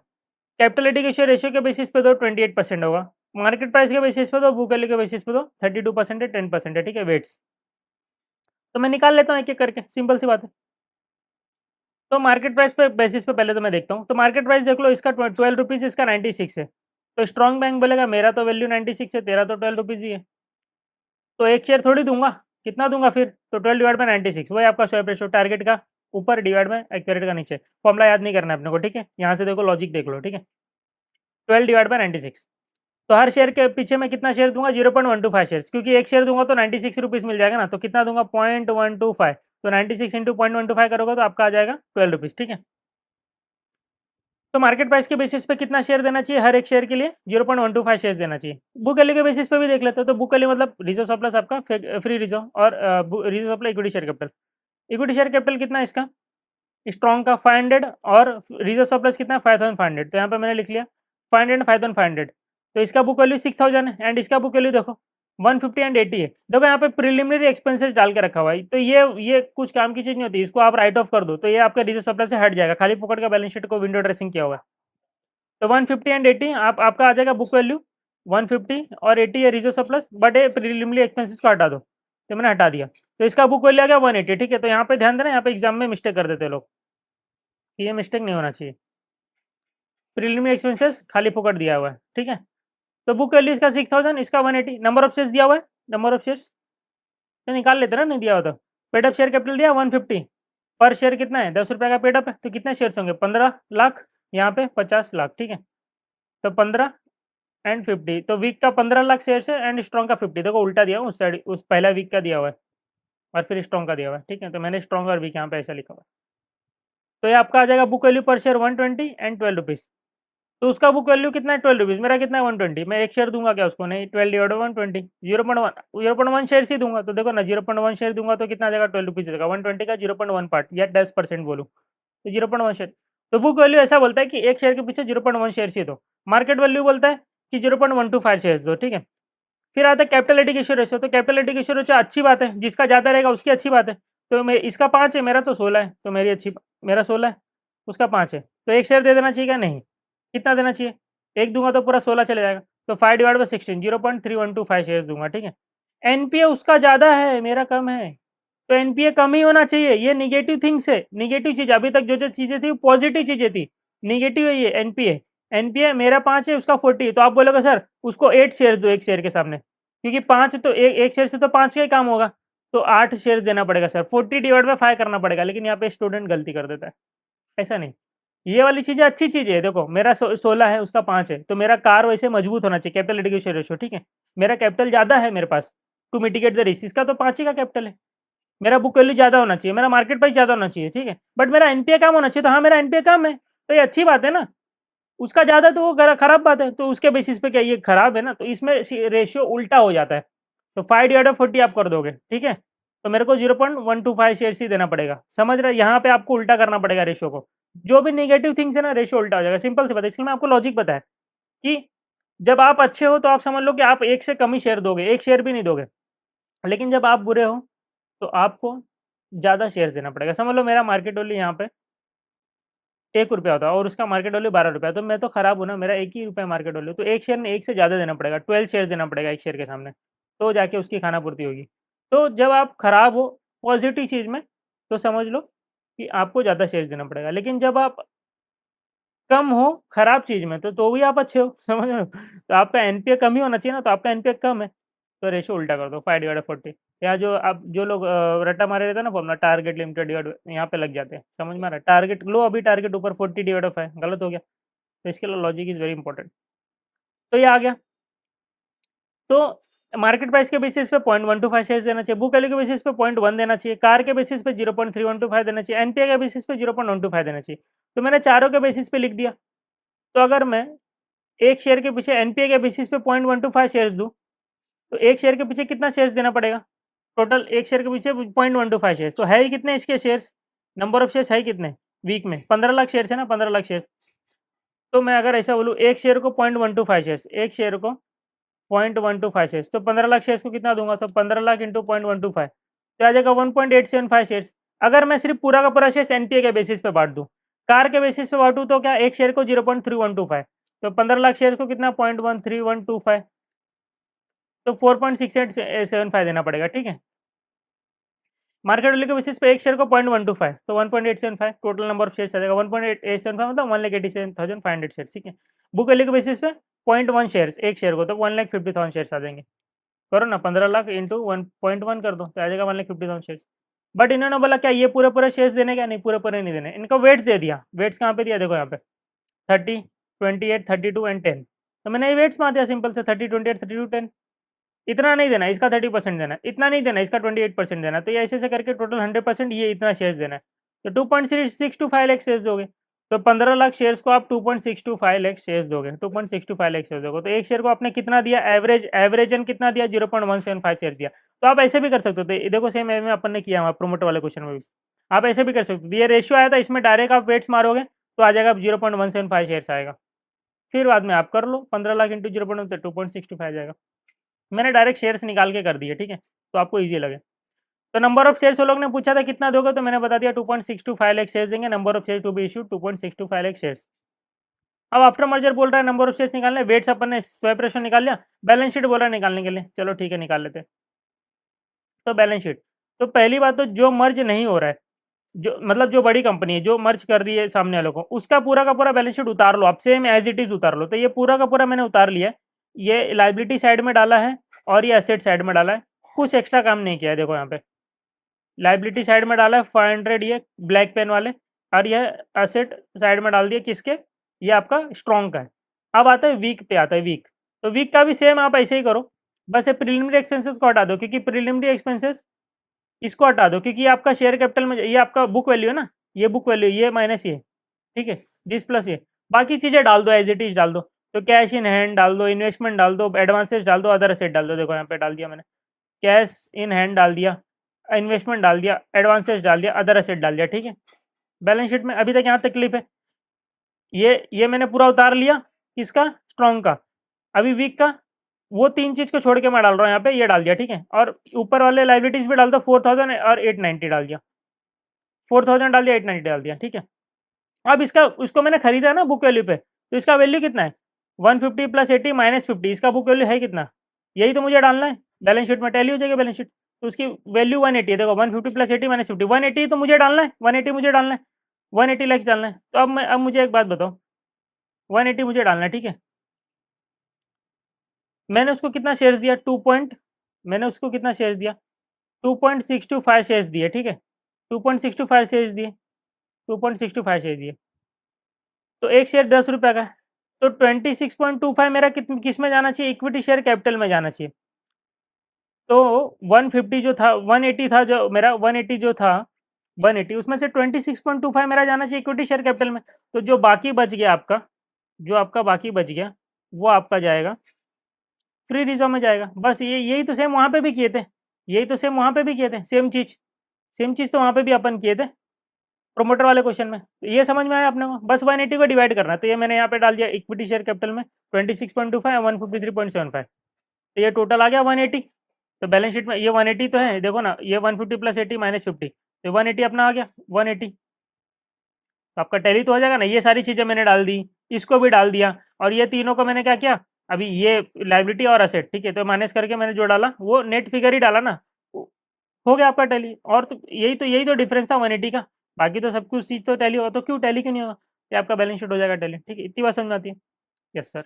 अब ये लोग ने और क्या पूछा है, कैलकुलेट करो CAR gross NPA Strong bank का after merger CAR and NPA निकालना है, ठीक है, एनपीए एंड सीआर निकालना है। देखो पहले तो कार निकालते हैं, वीक लिमिटेड का पहले कार तुमको पता है क्या, देखो नहीं पता है, कार पता है वीक लिमिटेड का कितना है, कैपिटल एडिकेशन रेशियो कितना है वीक लिमिटेड का, 5 है और इसका 16 है, ठीक है।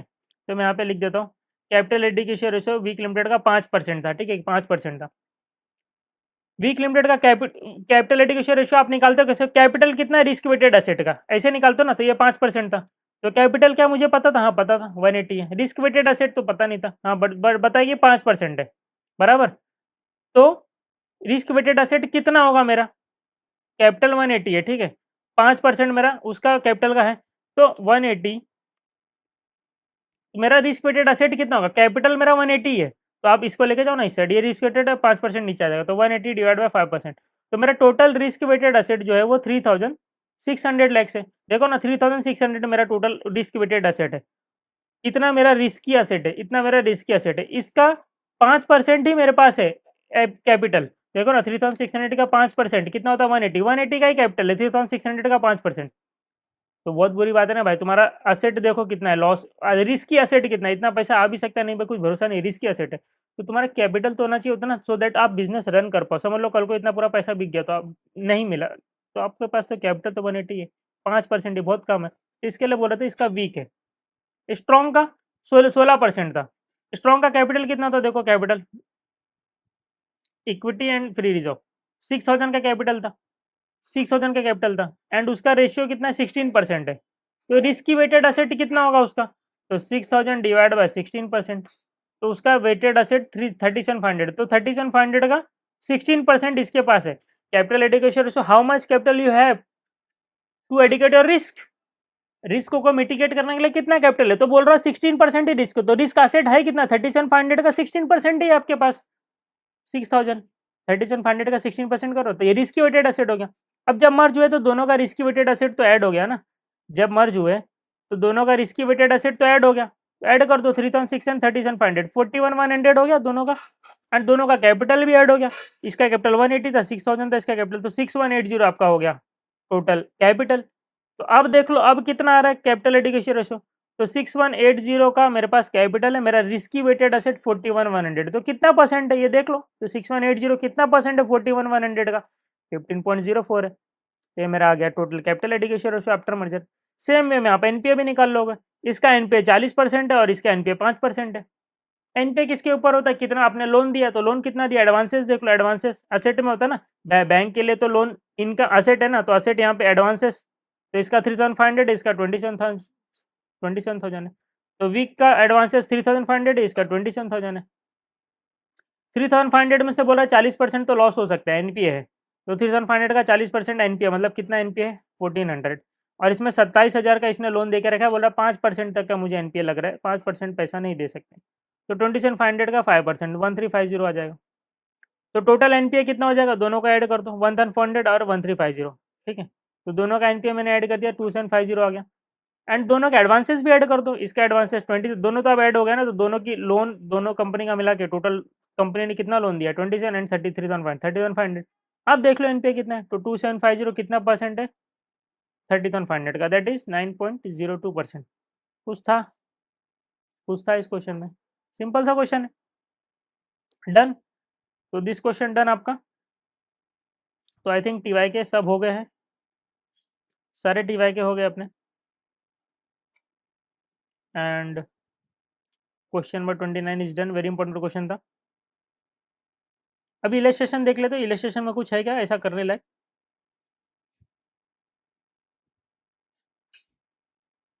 चलो देख लेते हैं। क्वेश्चन नंबर 1 तो होमवर्क ले लो, अब क्या ही है क्वेश्चन नंबर 1 में, इंटरनल रिकंस्ट्रक्शन पढ़ा है आईपीसीसी में, क्या घटा बड़ा वही है और कुछ नहीं, ये सिंपल सा क्वेश्चन है, एक बार रीड मारोगे हो जाएगा। ये बैलेंस शीट है आपको, ये आंसर दे दूंगा मैं, ठीक है, कुछ है नहीं इसमें, जो भी आपका रिड्यूस हो रहा है तो बेनिफिट हो रहा है, फिर इसमें से क्या राइट ऑफ हुआ उसे माइनस वाइनस करने के बाद पीएनएल में डाल दिया, कुछ है नहीं, ये आईपीसीसी में इंटरनल रिकंस्ट्रक्शन चैप्टर पढ़े थे वही, और कुछ नहीं। कंपनी किसी के साथ मर्ज वर्ज नहीं होती है, एक्वायर क्यों नहीं होती है, कंपनी बोलती है कि हम अपने आप खुद रिवाइव कर रहे, इंटरनल रिकंस्ट्रक्शन पढ़ा है आपने अकाउंट्स में, आईपीसीसी में इंटर में, तो वही है, अपने आप को रिवाइव कर रही, तो बोलेगी पेड अप शेयर कैपिटल कम कर दो, डेट वाले बोलेंगे भाई मेरे को 100 रुपया नहीं तो 30 रुपया दे दो, तो 70 रुपया का बेनिफिट हो गया, वही सब है यहाँ पे बेनिफिट में वही सब डाला हुआ है। इक्विटी शेयर कैपिटल कम हो गया तो ये बेनिफिट हो गया इक्विटी शेयर कैपिटल से, फिर प्रेफरेंस शेयर कम हो गया तो 100 लाख का बेनिफिट हो गया, इंटरेस्ट आपका कम हो गया, ट्रेड कैपिटल बोले भाई मेरे को 75 लाख नहीं चाहिए बाकी दे दे, फिर ये सब यही सब चीज़ें, ये बेनिफिट हो गया, बेनिफिट आप बेनिफिट को यूज़ करोगे आप कचरा साफ करने में बैलेंस शीट में, ठीक है, तो जो बच गया 485, कुछ है नहीं इस क्वेश्चन में, ठीक है, क्वेश्चन नंबर 2 3 होमवर्क दिया था, 4 में भी कुछ नहीं है, सिंपल सा क्वेश्चन है 4 भी, इलस्ट्रेशन, अर्निंग आफ्टर मर्जर दिया हुआ है आपको, हर केस में नंबर ऑफ शेयर्स बोल रहा है कि एक बार 20,000 लो, एक बार 25,000 लो, एक बार 30,000 लो, जो आफ्टर मर्जर आप इश्यू करोगे, तो बिफोर मर्जर इसमें 50,000 शेयर्स हैं, और आफ्टर मर्जर अगर 20,000 इश्यू करो, टोटल नंबर 70,000 हो गए, 75,000 80,000 हो जाएंगे यहाँ पे। तो EPS after merger, P ratio मार दिया, मार्केट प्राइस आफ्टर मर्जर, फिर कितना परसेंट होल्ड कर रहा है उसके हिसाब से बांट लिया, तो कुछ है नहीं इस क्वेश्चन में, सिंपल सा क्वेश्चन है, ठीक है, रीड मार्क हो जाएगा। तो क्वेश्चन नंबर ये भी होमवर्क, पूरा इलस्ट्रेशन आपको होमवर्क करना है, हाँ कुछ नहीं आता तो आप मेरे को कमेंट करो, मैं अलग से उसका डाल दूंगा वीडियो, टेंशन मत लो। पर ये क्वेश्चन एग्जाम के टाइम पे भी नहीं देखने लायक है, सिंपल सा क्वेश्चन है, आपको लगता है सर आपको मेरे को तो करना पड़ेगा, तो आप एक बार कर लेना, बट करने के बाद आपको लगेगा कि करना ऐसा कुछ था नहीं, ठीक है। तो डन, आपका मर्जर एंड एक्विजिशन खत्म होता है यहाँ पे। आरटीपी एमटीपी वाला जो पार्ट है अपन लोग वो फ्री क्लासेस में अपन करेंगे, जो अनअकैडमी का देख लो यहाँ पे सुन लो, अनअकैडमी का एप्लीकेशन है उसमें फ्री क्लासेस करके रहता है, उसमें अपन लोग करेंगे जो आरटीपी एमटीपी सेशन है, ठीक है, आरटीपी अभी ये म्यूचुअल फंड है, अपन लाइव ले लेंगे, और लाइव का अगर कुछ इश्यू होगा तो रिकॉर्डेड वापस से डाल दूंगा, ठीक है, मैं बता दूंगा आपको आगे का कैसे करना है। अभी के लिए अगर कुछ और अच्छा लग रहा है तो शेयर करो, एंड अपने दोस्तों को भी, अपने अकेले अकेले बेनिफिट लेने का, तो अपने दोस्तों लोग को भी शेयर करो, एंड अच्छा लगे तो लाइक करो, एंड कमेंट तो जरूर करो, पता चलना चाहिए ना मेरे को नहीं, अनअकैडमी वालों को कि अच्छा पढ़ा रहा हूँ, समझ में आ रहा है। चलो ठीक है, मिलते हैं अभी नेक्स्ट लेक्चर में।